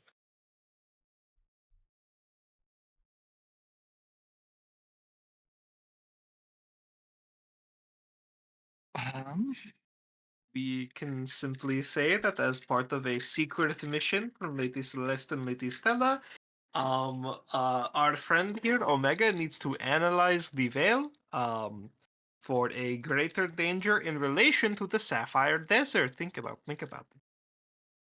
it. I feel like calling out that we're on a secret mission is kind of suspicious. That's fair. Then we are on a mission which is on a need to know basis. That way we can talk about the mission, but not have to give details. They're gonna ask for details. And I we could say please. And failing that, you see Omega goes back into puddle form and starts gliding up. Yes, Omega, we know, but plan F. Omega reforms and nods.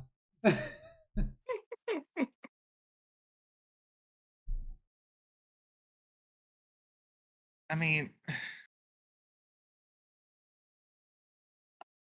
first of all, I think we just need to get as close to it as possible, just to make sure that Omega can tell that it's inside there. Yes, there is always the faint possibility and hope that it is not. If when you say it like that, yeah. But yeah, If the worst case, we could simply say, hey, we'd like to go here. We understand it's very off limits, so if we could, if you have a task you would like a team of adventurers to do for you, we can do it, and in exchange, you could let us go to the Vale.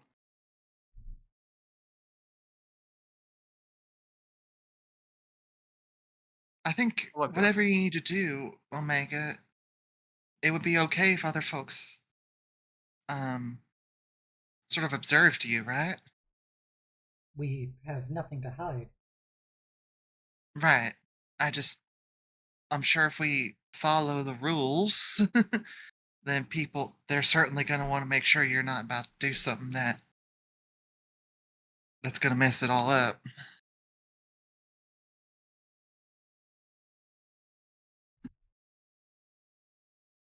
Omega says, we would have no issue with being observed while we conduct our analysis.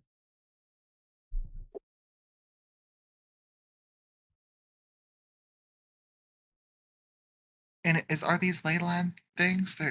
They're not well known, so it's not like saying that would get us a leg up.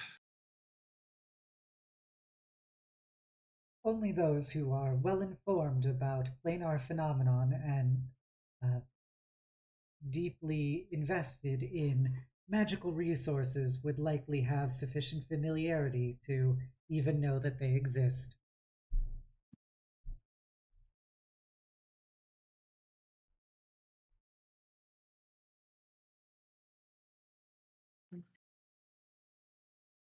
Also, when we do go in there, Aurora, I would recommend uh, not having the shadow up.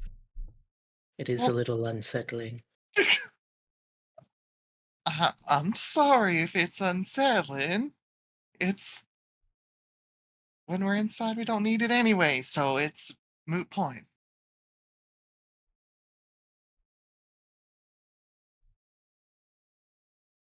And I mean, we all look weird, like Aurora said. So if things go bad because of Aurora, it'll probably go bad because of all of us. I don't like it when you say it like that, but okay.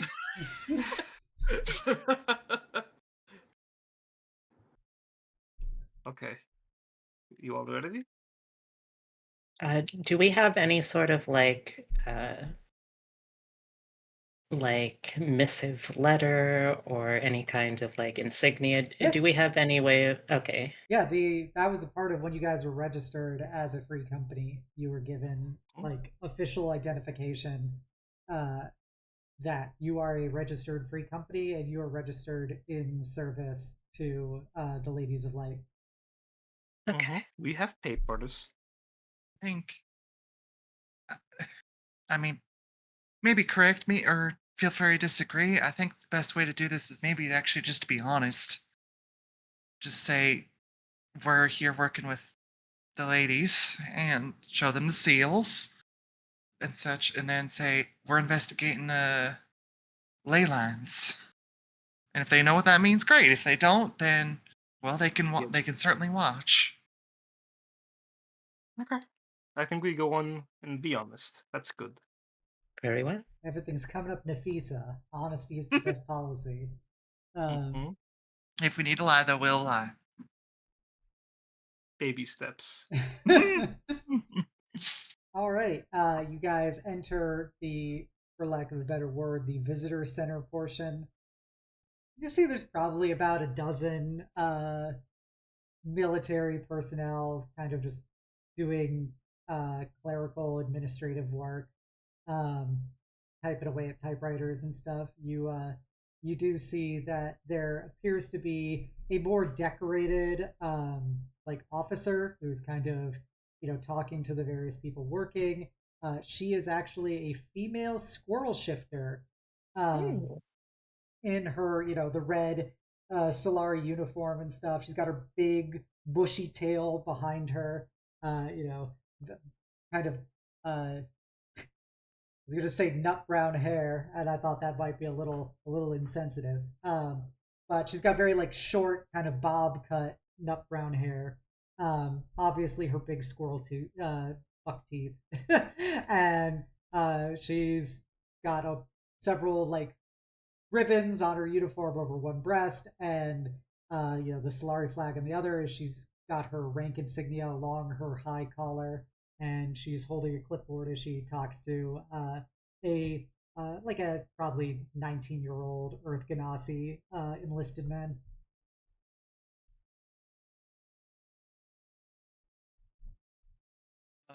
Hello. She gets off abruptly and turns to look at you guys. Um, hello.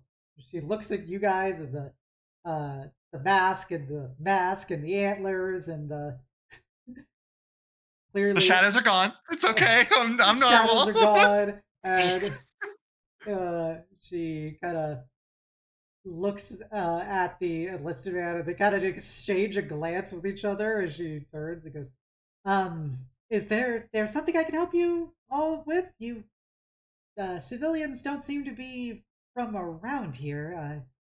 Are you perhaps lost?" No, no, no. We are a free company that works under the Ladies of Light. We have a task that requires us to approach the veil, and we would like to seek permission in doing so. He blinks a couple I have times. papers. I'm good. I'm gonna need you to repeat that. You're what? Uh, uh, we're pretty. Looks back at Aurora, puppy dog eye. We are We're free Go ahead, Feng. company in employ of the Ladies of Light. I present the credentials there, and we would like to speak to whoever is most able to speak with authority on the potential need to approach the veil. Thank you. She has this look of just shock as you hand her your credentials, and she just looks down at it and looks back over it like behind her shoulder and realizes she's the one in charge here right now. And um, please just wait here. You could be seated over there. I need to go make some phone calls. Of Okay. course. Thank you. See her. All right. Tell us all about this waiting room, Obsidia. All right, it is a tiled waiting room. These tiles are all like kind of slate black tiles. There is a one of the crystalline kind of ficuses here, as well as you see that there is a big like picture um, of the like the sorry the flag of the Solari Empire. There is also a picture of the current Ashen Emperor, as well as several pictures of Solari, men and women in very high-ranking officer uniforms, um, and there is a water cooler there with little paper cups. There is a series of magazines on a small end table of kind of a whitish gray stone like little end table. The magazines are several of one of them is basically Solari Army Times. There is also one of them is a sporting magazine, and then there is another one that is just recruitment advertisements. um, Currently, you are the only non-military personnel in this lobby, uh, and the central kind of desk cordon between you guys and the military personnel who are doing their jobs is made of a very dark wood with a big symbol of presumably a military base. You don't know what this iconography means in itself, but it's probably like this military base's symbol in like gold and like ruby colored metal embossed on the front of the desk. Um, does anybody want to read a magazine, I guess? Well, I think that went real well. Maybe there's something to this whole being honest thing. It's so good. The being honest works. Being good works. See. And then they're gonna I'm prove not. us. And I'm not about to jump to that conclusion. forget the jumping. I have hopped and skipped already. Okay. For No, I now, just. let What's us wrong? She seemed relax. flat There's enough. nothing we have done that is wrong. Right. No. We That's are all right. certainly true. The worst they can do at the moment is simply ask us to leave. Omega, you feel anything? Omega is just staring out a window at the veil, and they go, "We sense a great deal of magical energy. We feel drawn to it. We wish to experience it. Out of character, I'm a little concerned since the last time that happened, kind of went into attack mode on our employers.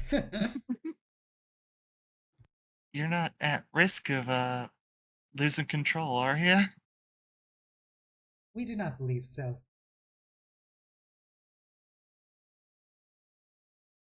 Fair enough. As you guys are chatting, you occasionally see the squirrel officer like kind of stick her head out from behind a wall to look at you guys as she's got a phone on one ear, and she just continues to look shocked at you guys before ducking back in and continues talking on the phone. Give her a Nafisa will gentle, wave each. gentle nod at that. Wave every time. You talked to a squirrel last time, right? Yeah. But I mean, that squirrel, didn't have a job. Wasn't humanoid. What a powerful Talked about how the racist Manchus- analogy to make, Aurora. It's okay. She's a shit. I can't make that joke. This just I can't reminds me make of the that cat in fucking Ashes. What, you're a cat, it's a cat.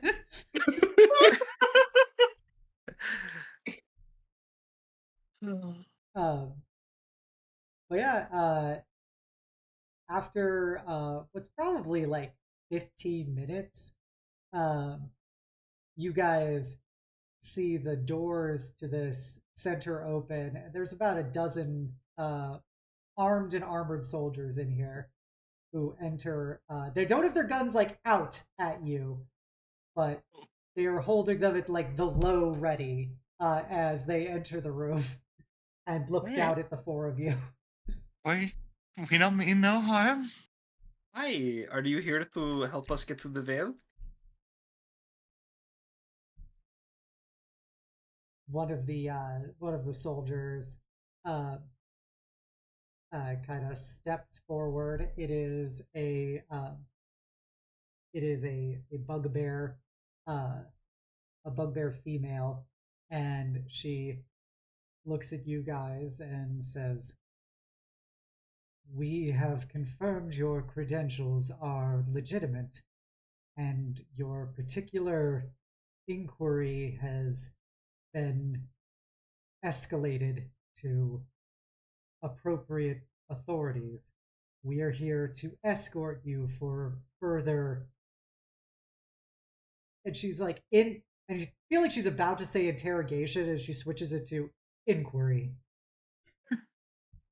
Just gonna do a quick insight. Yeah, I want to insight. Are we in trouble? Yeah, make some insight. 13. Natural 20. Nice. Double that Give me the 20. No! Didn't have Oh. advantage, Give me their but got double backstory. that 20. How hot is this? How available is this bugbear? Give us the whole details. This bugbear has a tan line on one of their fingers where they probably had a wedding ring at one point.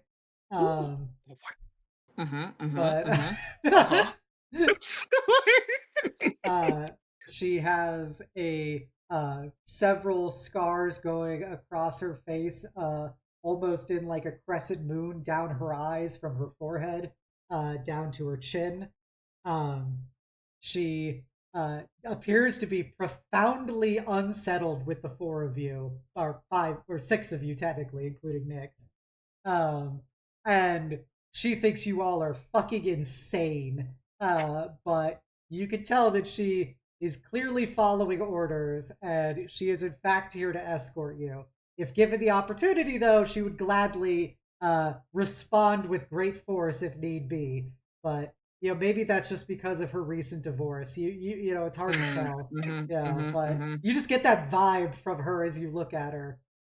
Hurt people. Her son is failing at school, and it's really just oh no. It's a huge disappointment to the clan, and that reflects poorly on her. But a single mom who works 2 jobs. Yeah, loves her kids and never stops. That's what happens when your husband, runs away with a fire ganassi. And Damn. It's been a tough, couple months for her, but she's really getting by with the fact that she's been working on a screenplay. Good for her. Good for her. Oh yeah, I can note that from seeing the notes in her pocket just barely Yes, sticking yes. out. She's got clearly like, her fingernails are worn down from a typewriter. You notice that there's some notes in a pocket that like has a circle written around spare bedroom ? Nafisa just Sherlock Holmesing this poor woman. Okay, I got. You I got immediately something for get 3 levels of Inquisitive Rogue off this. So that's what you learn about her based on your double nat 20. If you have any other personal questions about her, just let me know and I will tell you. She's got a few. Yeah, what's her name? Her Can we get her numbers? her name is Linsu. Linsu, got Linsu it. All right. of Clan Cho Shanjin. She's got another paper coming out of her pocket that's some lyrics to a song called "Hot for Teacher," and it's about how her husband went off with the professor. It wasn't a professor. It was actually their son's middle school teacher. No. Oh my god. Oh no. That's when he started failing. So Oh no. It always happens to military, goddamn. And now he's got to change schools, and Yeah. he's already stressed and a troubled teen. yeah. So yeah, that's good old Lieutenant Linsu Cho Shanjin. A struggling single mom. Nice. Gonna make a note of that for everyone. I'm gonna write that down Sure. because I will forget that name I just made up. Nafisa for sure will talk to her about it right before she Oh leaves. no. Nafisa's a There we go. The struggling single mom bugbear. I'm so glad we met the Reba McEntire of bugbears. She does have red in her hair. Hell yeah.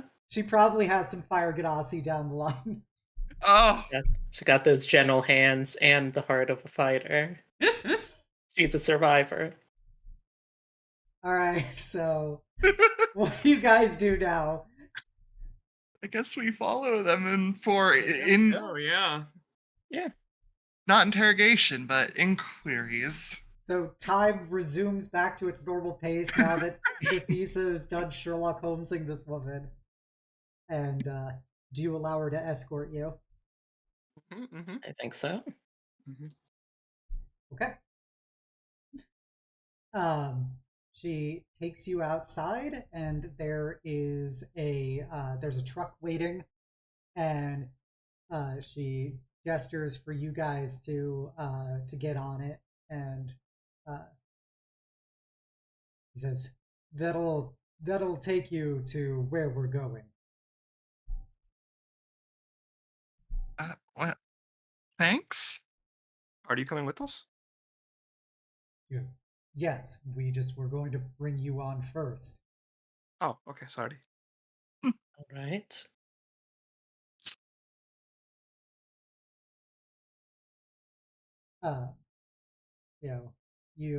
As you guys board the truck, it's just big bench seats on each side, just 2 long bench seats. The soldiers file in after you. You see Lieutenant Cho Shanjin. She's got fairly short hair for a goblinoid, probably because she's in the Solari military, and it's kind of pinned in the back, with just a single hairpin. And she kind of pulls that out and stretches out her hair for a bit, and she looks like she's kind of running a hand through it as like, oh man, what a fucking day. And before she pins it back in place and gets onto the truck. Nafisa hyperfixates on people, so she definitely would be staring at her the entire time. Unless Aurora or Feng would tell her that's rude.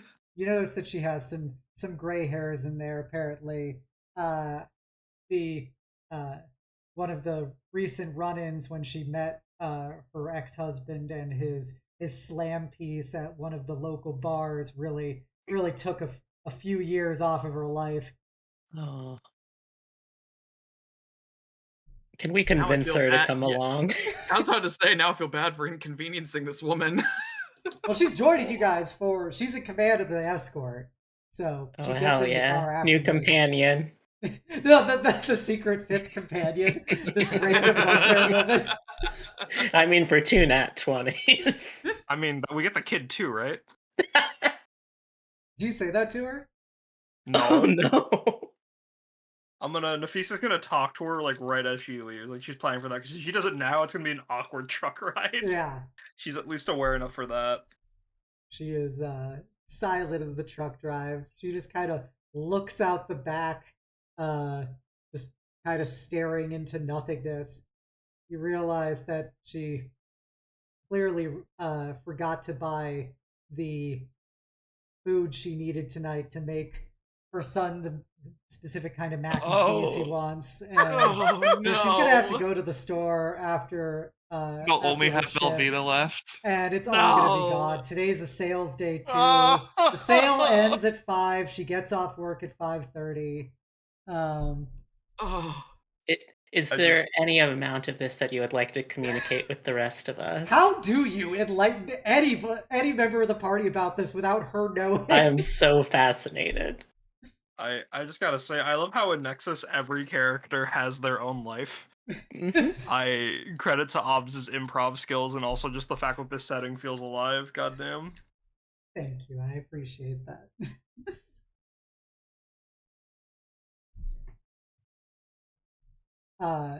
As you guys ride along, that you very clearly don't have to make an insight check. You notice that a lot of the soldiers in here are really trying not to stare at you guys. Um, Linsu is just, she is very much over you guys and over this day. It hasn't been her day, her week, her month, or even her year. Oh no. Her day will come. Her day will come. She'll meet some small town man who will teach her how to love again. Regarding the rest of the soldiers, I know you said they're kind of like eyeing us because Yeah. we're weird, as we have mentioned previously. Yeah. But is it more like a curiosity, or do they seem like on edge in our presence? Soleil, make an insight check. Oh, good. This is specifically a you thing. 13. 13. You are a predator. You notice that there is indeed a level of curiosity amongst these soldiers, but for very specifically you, there is a concern. You are a very large man who is very much designed to look predatory with swords at your side and stuff. And you also have goblinoid markings despite being a tiefling. And there is definitely some people, that are very concerned of what you could do in the confines of this truck if you got agitated. I think making a note of this, it almost makes him like bristle a little bit at first, like very reactionary, like I should hurt you before you hurt me. But he's gonna take a look at, Nafisa and Aurora and Feng and just remember the prior conversations that they have had and just gives a sigh, and he's gonna lean back in his seat and just cross his arms over his chest and try to give as much of an air of being unbothered as possible. Okay? It's not wholly convincing though. Yeah. You gotta channel your father. Yep. Does anyone want to do anything particular as you ride along? It's going to be about 30-minute drive because you're actually starting to off-road it after the first like 10 minutes of the drive. I mean, I am very curious if there's any way to see, like, in the little book of relationship and random observations that Nafisa keeps, if there's some way to see what she has learned. She hasn't written down this information yet. Yeah. Okay. Don't worry, we will talk about it in a bit. I just don't want to put Linsu on the spot while she's like on the job. You know, fair. Yeah. Yeah, Litsu starts The going. party She's will got kind know. of like an undercut under her hair that she kind of scratches a bit, and you notice that there's some dandruff in there. Nafisa, and it's apparently she has to switch shampoos. She's hyperfixating so hard on this poor woman. I think I'd like to just take out a little bag of candied ginger and start chewing on that. Okay. Would anyone like ginger? It's good for things like road sickness. For a moment, you see Linsu eye it, but you see her kind of run her tongue through her mouth, and you remember that she recently found out that she had a couple cavities that she can't she's struggling with the filling to get the fillings right now because she's on the military health care, so she's currently on the wait list for it. They don't even have dental. I don't even have dental. I can't wait for this woman to become like Nafisa's pen pal that we just keep getting updates on throughout the campaign. But so she doesn't say anything. She goes back to looking outside, and she definitely looks disappointed because that's her favorite snack. Nafisa. Oh, Some would say she liked it too much, and that's what caused her problems in the first place. oh. Yeah, I'll take a piece if you don't mind, Feng. I'm still not used to these whole vehicles. Yes, going off-road. I'm fine on roads, but off-road is a bit much. So yeah, I'll give you some of the ginger. He'll take a big chunk of it. Slowly, his hand disappears under his mask. Starts chewing on it.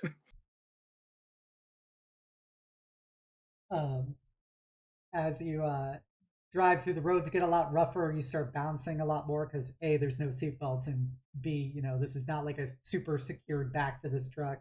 But unless you guys want to do anything else after another 20 minutes of driving uphill, you guys will arrive at your destination.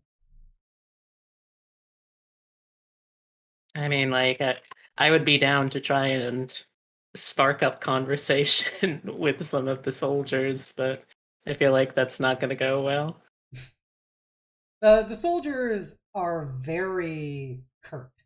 Like they'll occasionally like eye Linsu, and they'll basically kind of just be like, very much saying as little as possible.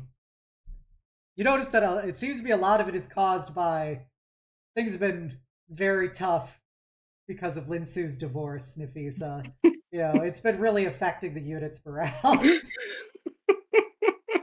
I think, for sure. I think once the truck stops and everyone gets up, Nafisa will probably grab Linsu. Oh, with God. the truck. Linsu reaches for her sword at her Oh, hip no. as you start to grab her. Could I talk to you for a second, Lieutenant Linsu? Make a persuasion check. She's just looking up with puppy dog eyes. Please, not 20. 19. All right, it's not at 20, but that's good enough. You grab her arm. She reflexively goes to defend herself, and then you give her your big puppy dog eyes. She's a bugbear. She's about 7-8 feet tall, and You're seeing eye to eye. It reminds her of the dog. oh man, it wasn't the dog she lost. It's her ex-husband took the dog. Oh no. No. They bought it. They bought it together, but she was the one who took care of it, and it's hard. She sometimes still looks at his collar, sitting hanging from the wall where she would put her coats in her apartment, and she thinks about how much she misses him, and how he didn't even like the dog, but he took it just to spite her. Oh. She visibly softens to you, Nafisa, and says, "All right, what is it?" It's just like the two of them with this in the truck at this point. Sure. Yeah, she got off first we'll because give she you was the the room. last one in, but it's just you guys standing by the truck. The rest of the soldiers kind of escorting the other three or other four away. Are you okay? You look very distracted. Kind of eyes you, and goes, This is a dangerous post, and I have to remain vigilant, not entertaining strangers throwing around their credentials. I see. I'm sorry that we've inconvenienced you, but and I'm going to continue to inconvenience you because now I am worried. You see, when my mama left, my daddy had the same look on his eyes. And I remember thinking that I wish I could spend more time with him when I was living with my aunt and uncle during that time. So if you feel like you need to be there for somebody, you should. I mean, that's the reason why you're a unit, right? It's not just you. All these people are here to support you, right? When you say when your mom left your dad, you see that she is visibly thinking, "Oh, that whore leaving your father. I know what that's like." And she kind of sighs and puts her hand on your shoulder and just goes, "I I understand how difficult it can be when a parent steps out of your life, but I appreciate your words, and you'll make it through this, and so will your father. I it's it's unfortunate it had to happen to you, but you didn't do anything wrong." I know, but I'm still going to do my best to help. And if there is someone in your life like me, I know they would too. Listen, I don't know your full story, but if you needed help de-stressing, you seem to like fighting, so when we're done here, we might stay in town for a day or two. We could fight or exercise or whatever would help get your mind off of things. She looks at you with an expression that says, ah, "There's a part." She's not verbalizing, but you get this vibe because of your insight. She's tired of fighting. That was all that her relationship was near the end, was just constant fighting. She thought being a soldier was difficult, being assigned here of all places. But it turns out that the hardest battle that she ever had to fight was simply another day of living with her lying, cheating husband and all the ways that he hurt her. But all she says is, "I don't know you, but I appreciate the sentiment. Um, I, I'm not going to weigh you down with my life and my my issues, but you seem like a good kid, and I it is nice to hear someone say something kind as of late." Mhm. Don't worry, I'm really strong, and I will ask you again as long as we're here, okay?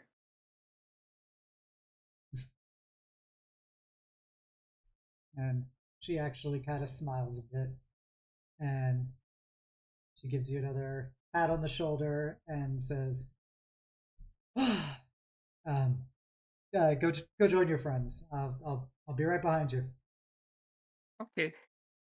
And you see as And, you walk away, she kind of quickly dashes aside some tears from her eyes oh, as you turn your back, and um, takes out her wallet to look at a picture of her son for a moment before putting it back into her pocket and exhaling deeply like her therapist told her to, getting rid of the tension, getting rid of the concerns.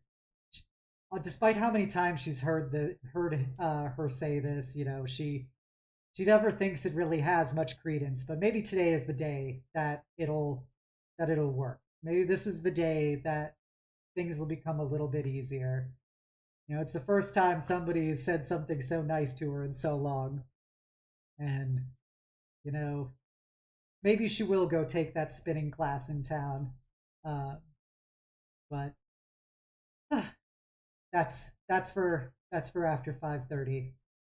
and she comes back to join you guys as the guards escort you. And you see now these massive crystalline trees sprouting out of the mountainside, and um, it everybody here are magical beings in their own way, and you feel the ambient magical energy coming off of this like forest here, and you do get the vibe that now that you're much closer to the veil, you feel a very low heat. It's not really like anything uncomfortable. It's just a very slight, kind of like the sun is in your direction on your skin.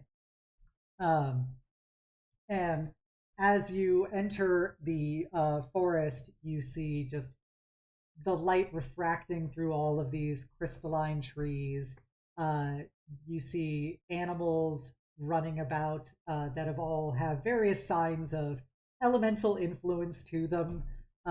This is probably just from millennia of elemental exposure here. So you'll see like a squirrel whose tail is like perhaps a bit ashy, or you'll see like there is like you'll see like a wolf's like uh diamond faceted eyes as it kind of tramps through the forest looking at you. um and as you walk through it, you come to a massive clearing where there is a beautiful like stream, like babbling brook flowing through it. You see that there's plant life everywhere, conventional plant life in addition to elemental plant life. You see lots of animals just kind of vibing out. And you see that there is a like kind of hunched figure with a whole bunch of like tendrils of fire flowing off of them into the ground, where they appear to be somewhat grounded in a way. And the fire is actually a very similar color to the veil itself. And the Lieutenant Linsu looks up at the figure and says, "Hi, Druid. These are the people that are from the free company that was mentioned to you." And you see that the hunched over figure begins to stand fully upright, and it is a woman who's probably about 9 feet tall. And as she turns to look at you, she has the most serene smile, as she is a 9 foot tall nightshade. This is the second nightshade pretty much any of you have ever seen in your lives, aside from Cine Rosa in Venonia, except she doesn't have any cybernetics or anything. She is light green skin with notes of purple on it. Her hair is this like flowing vines of wisteria flowers, just like bright, vibrant purple that are kind of held up in this like trellis, like containment. And she's got the bright purple like petals for eyelashes, the long, thin petal eyebrows, pointed ears, with just notes of gold, kind of like vine gem work that has been like not really tattooed, but kind of melded into what is probably the plant fibrous nature of her body. As well as there are more gold metal vines going along her neck and face, with little rubies, like flowers or fruit dangling from them all along her face, kind of almost like they were freckles in their own way. She is wearing very like low cut casual robes of those very distinct Solari red and yellows, and she is quite curvaceous for her stature, and she is smoking a long pipe that's with gold, with like gold metal at the tip, and at the end of it there are designs carved into the side of it showing pictures of fire, and of wings and plants, and she is smoking sage. You could smell that she is literally smoking sage as she takes a deep hit of it and looks down at you all with her very serene smile. And then you see her turn and she glows both figuratively and literally as you see just like notes of like a kind of corona fire appear around her as she just appears a moment of exact excitement as she strides forward in a couple quick strides and she leans down putting her hands on Nafisa's cheeks and she says in just this super calm soothing voice, "Hello, Pebble. It's been so long. How are you?"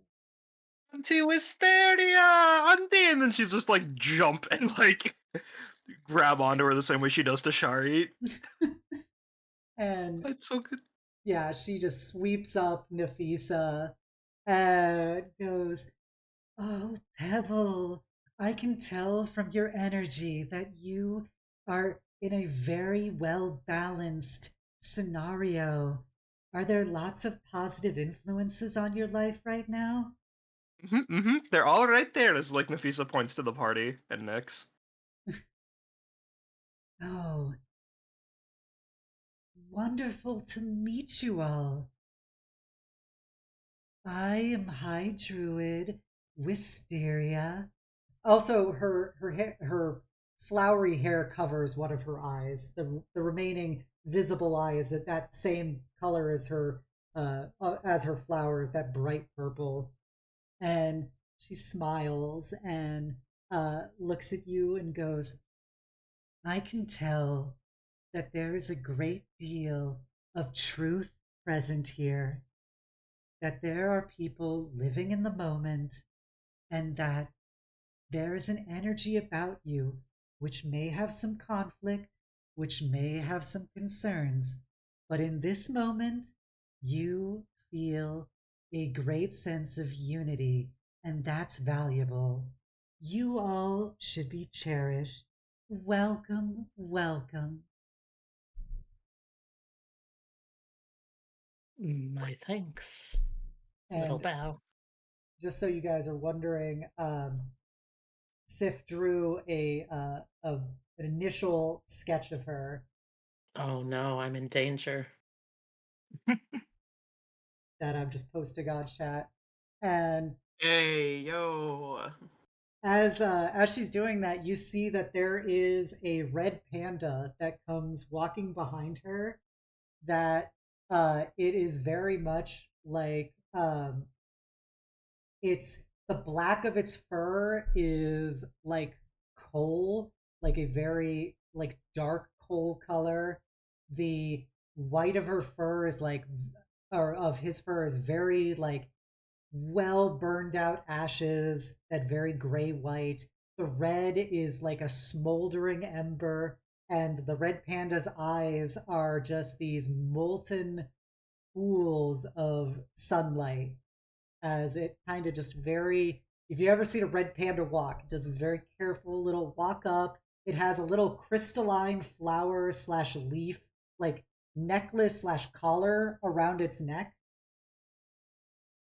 as it comes paddling up next to Wisteria, the mistress of purification and high druid of the circle of the radiant shield. Nafisa, did you know that this would be your aunt? Oh, I did not know my auntie was here. She's But it like is so really good. important. Yes, she's my Yeah. auntie. She's really important to me. Damn, you got connections everywhere. Right. Well, it's a pleasure to meet you, Miss Wisteria. Is that the best way to refer to you? Oh, you can simply call me Wisteria, my dear. May I Very good. may I touch you? Um, Well, yeah.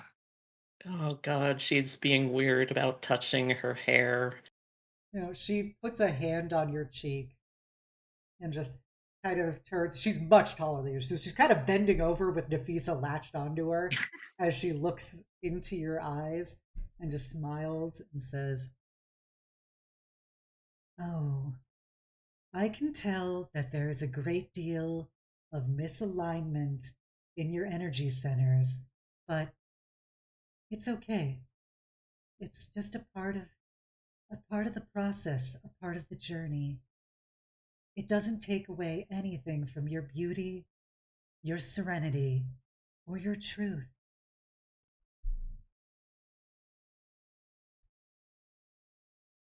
Thank you. I think. I mean, I'm working on all that stuff. It's not work because it's about you. It's simply a discovery process. You're learning to see clearer. You're learning to pierce the veils of your own uncertainty. You're learning to expose not the you that the world sees, but the you that you need. Gosh, you use your words real pretty.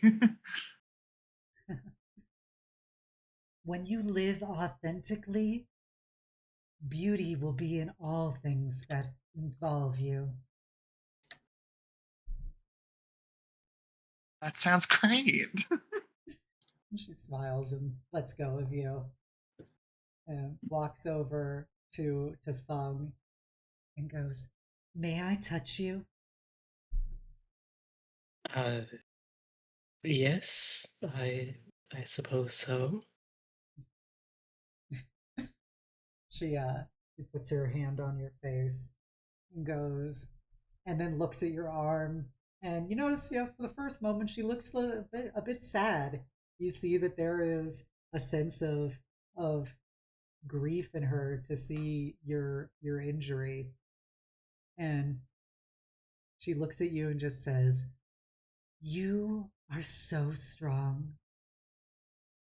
You have overcome so much, and that is important. And it may not mean much. I may be just some woman you just met, but I want you to know that the flows within you are shining."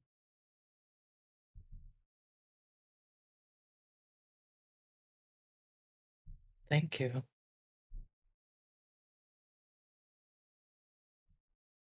I think Feng also doesn't really understand, like, why why are my eyes wet?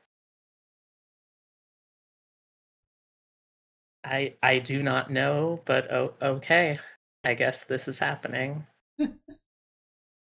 And she glides over to Soleil. "Well, you are very interesting. Certainly like to think so. May I touch you?" Absolutely.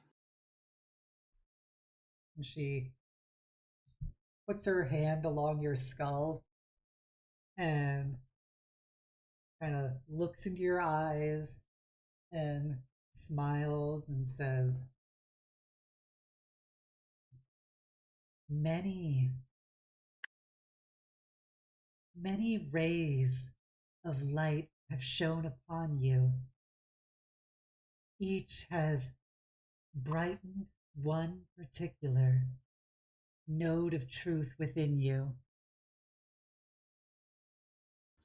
None of them were complete, though, as your inner prism is still not shining to the level that you seem to think it should. Maybe you should consider cleaning the rivers that run through your soul, cleansing the burdens that weigh in your heart, and purifying the needs and desires that do nothing but detract from your own light.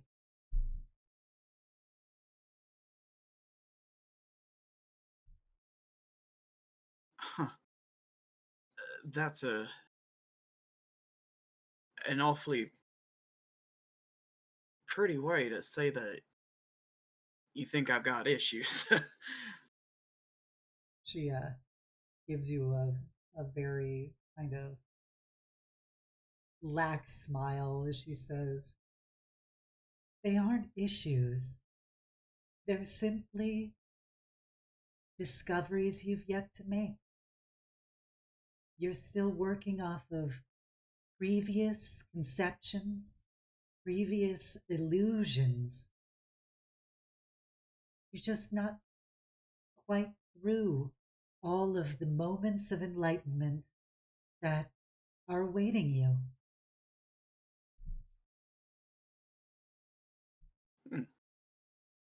And you consider yourself a expert on discovery, do you?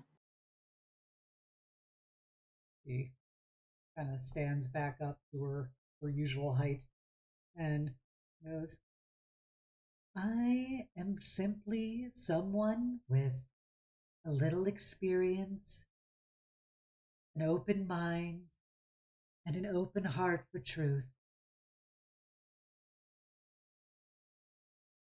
I wouldn't mind sharing some experiences. When you're ready, I'm here. But there's no pressure.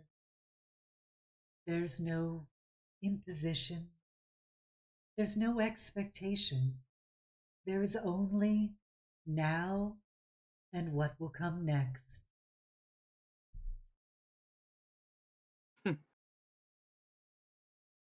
I like the way you think. Thank you. And she looks at Omega, and you see her actually like frown for the first time.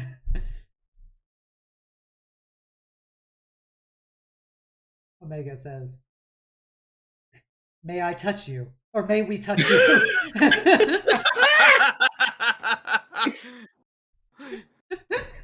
And she kind of blinks very slowly at Omega and goes, I would appreciate it if you do not mix your energy with my field. And she takes Nafisa's a little sorry, God. Sorry, Nafisa, what? Nafisa's just a little surprised because that's probably like for the first time she's ever heard her say anything like that. Yes, it is 100% the first time.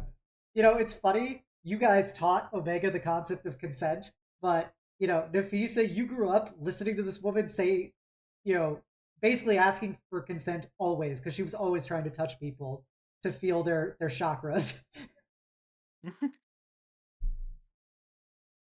My trainer has a boundary, oh no.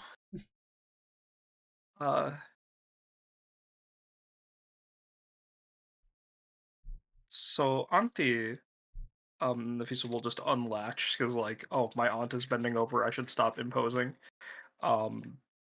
So did you learn about why we came here? Yes, they informed me that you were here on behalf of the so-called Ladies of Light, and that you were interested in investigating the ley lines that flow through here. Is that Yes, an yes. accurate summation? Yes. Omega here will be the one doing the investigation. She very slowly turns to look at Omega again with her one eye. That is informative.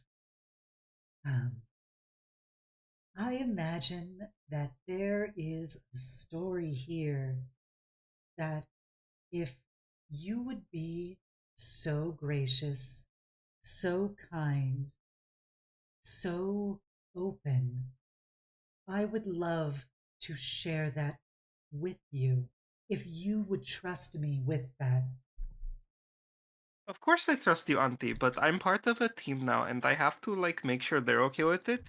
You know, they told me sometimes she like starts whispering to her, like they told me sometimes I have to lie, and I don't want them to do that to you, Auntie. But I should at least ask them before I start talking. I won't lie to you though. You're my auntie. Says, that's good. Remember, a lie is simply something that someone believes you can't be able to handle at your current state. It's a reflection of them on their journey rather than you as the recipient. Mm-hmm. I didn't forget, Auntie. Don't worry. I was telling the truth a lot until it caused problems. She nods We and s- for, we for smash cut to the people serving prison time for us.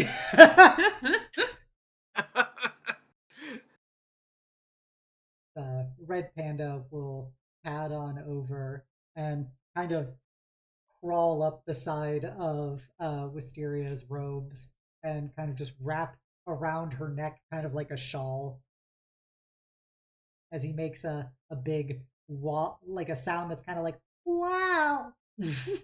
Oh,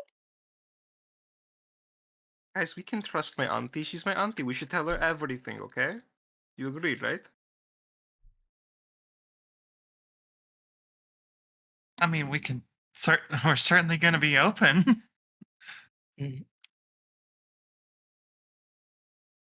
Okay. Then I'm going to start blabbing, and Nafisa does not know how to quickly summarize, so she just starts talking about the Sapphire Sea and the quest they were on to acquire the weapon, which was a worm that turned out to be Omega and Nanomachine's son and Collective, and how Omega is searching for these ley lines, and as part of caring for Omega as their task for the Ladies of the Light, they're here to help Omega achieve their goals.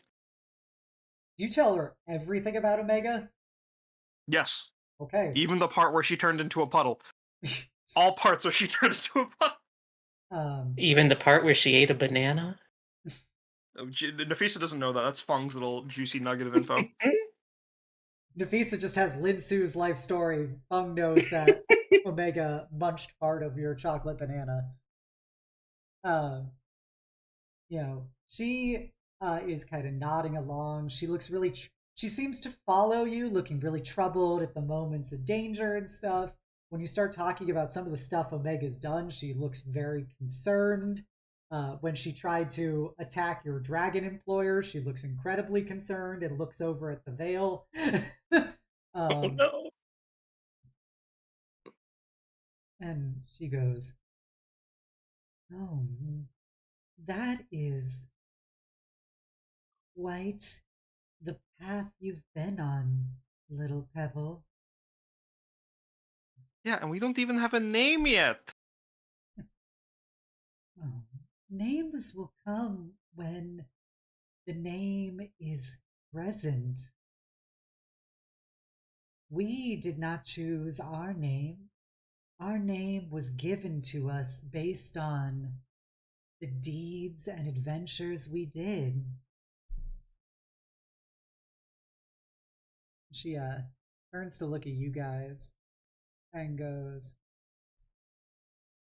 I don't know how much little Nafisa has told you about us, but we used to be uh, a bit like all of you when we were young.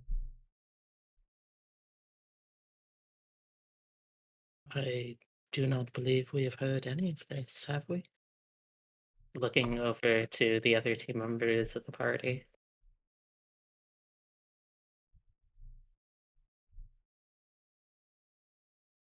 Sorry, Auntie Wisteria, Babu told me not to talk too much about it, but if you want to tell them, go for it. He didn't tell you. Just don't mention Dad too much. Everybody make insight checks. Ooh. Ooh, ooh, ooh, Oh ooh. no, I know what this is for. Nafisa's not gonna make this out of the player that would be funny for her not to know. Ooh, dirty 20. 18. Yeah, 18 from me. Don't worry, I'm coming in real hot with a 9. Whoop. The Feng and Soleil pick up on as Nafisa says that about her dad. You see Wisteria kind of look over at Nafisa and she turns a little purpler on her skin. She goes, "How has your father been?" I don't know. He didn't see me off when I left, but the night before he seemed, and she does her best impression of him, where it's like the thinking man, and I'd like to imagine that makes Wisteria blush more. Yeah, you guys definitely pick up. There is something between Wisteria and Nafisa's dad. Oh, they were fucking. And they were roommates. And she goes, "That sounds just like him. I wish he would come visit me. After everything, I feel like he would have more time for it, but it it was never his way, I suppose." You could always ask. Now that I'm not there to keep him there, and think Auntie said that he would come out to look for me after some time. You could ask. Well, maybe I'll send him a message. We'll see. But it would be good to hear from him again. As she kind of looks away, and you notice that the two of you notice she is really blushing as she is looking away.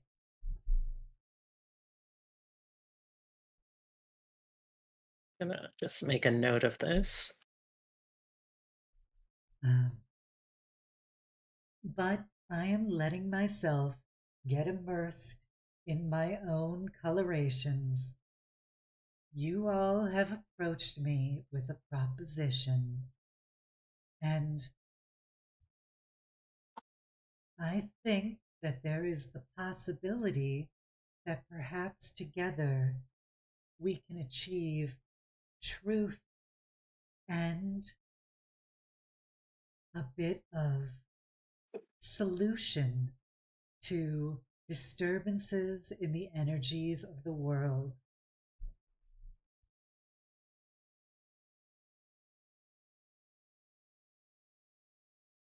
As in, you want us to help you, Auntie? Because always we can help you.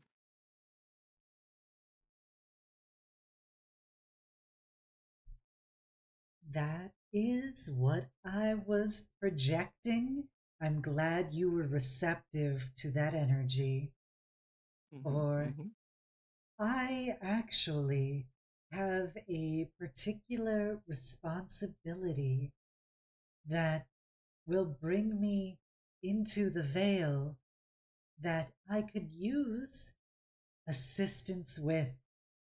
So perhaps we could be able to link our spirits together and get the enlightenment that that thing wishes to achieve, as well as assisting me in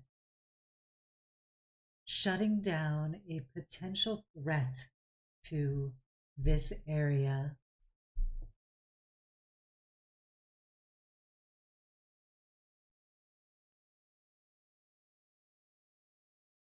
Yes, then yes, Auntie, we will help you. I mean, wait, I'm part of the team now. Guys, can we help my Auntie? It would certainly be a lot easier and simpler of a way to get what we are ultimately after as well. Of course, I mean, hardly be polite of us to leave your family high and dry.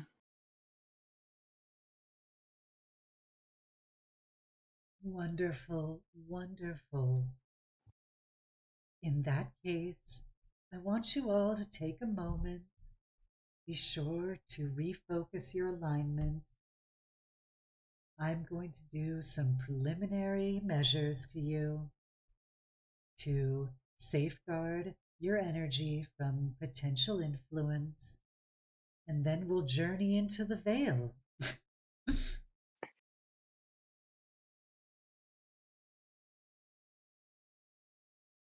Very well. Would you say that the predominant flavor of dangerous magic is like radiant in there? Like, is that what? She'll say, so I can provide a bit of an initial ward to protect you from some of the ambient energies of the so-called desolation. We're going to be running to try and shut down a breach in the elemental wall that's flows through that area because of lasting corruption. And so I'll need you to protect me as I shut down this tear. Know that the energy here uses the very essence of light and life to wear away at you. But the things that are affected by it, the lasting vessels of its unfortunate taint, suffer a great deal of decay when exposed to entropic forces. If that helps enlighten you one little bit, I hope that truth will be able to prove to be as important to you as the sunrise is tomorrow.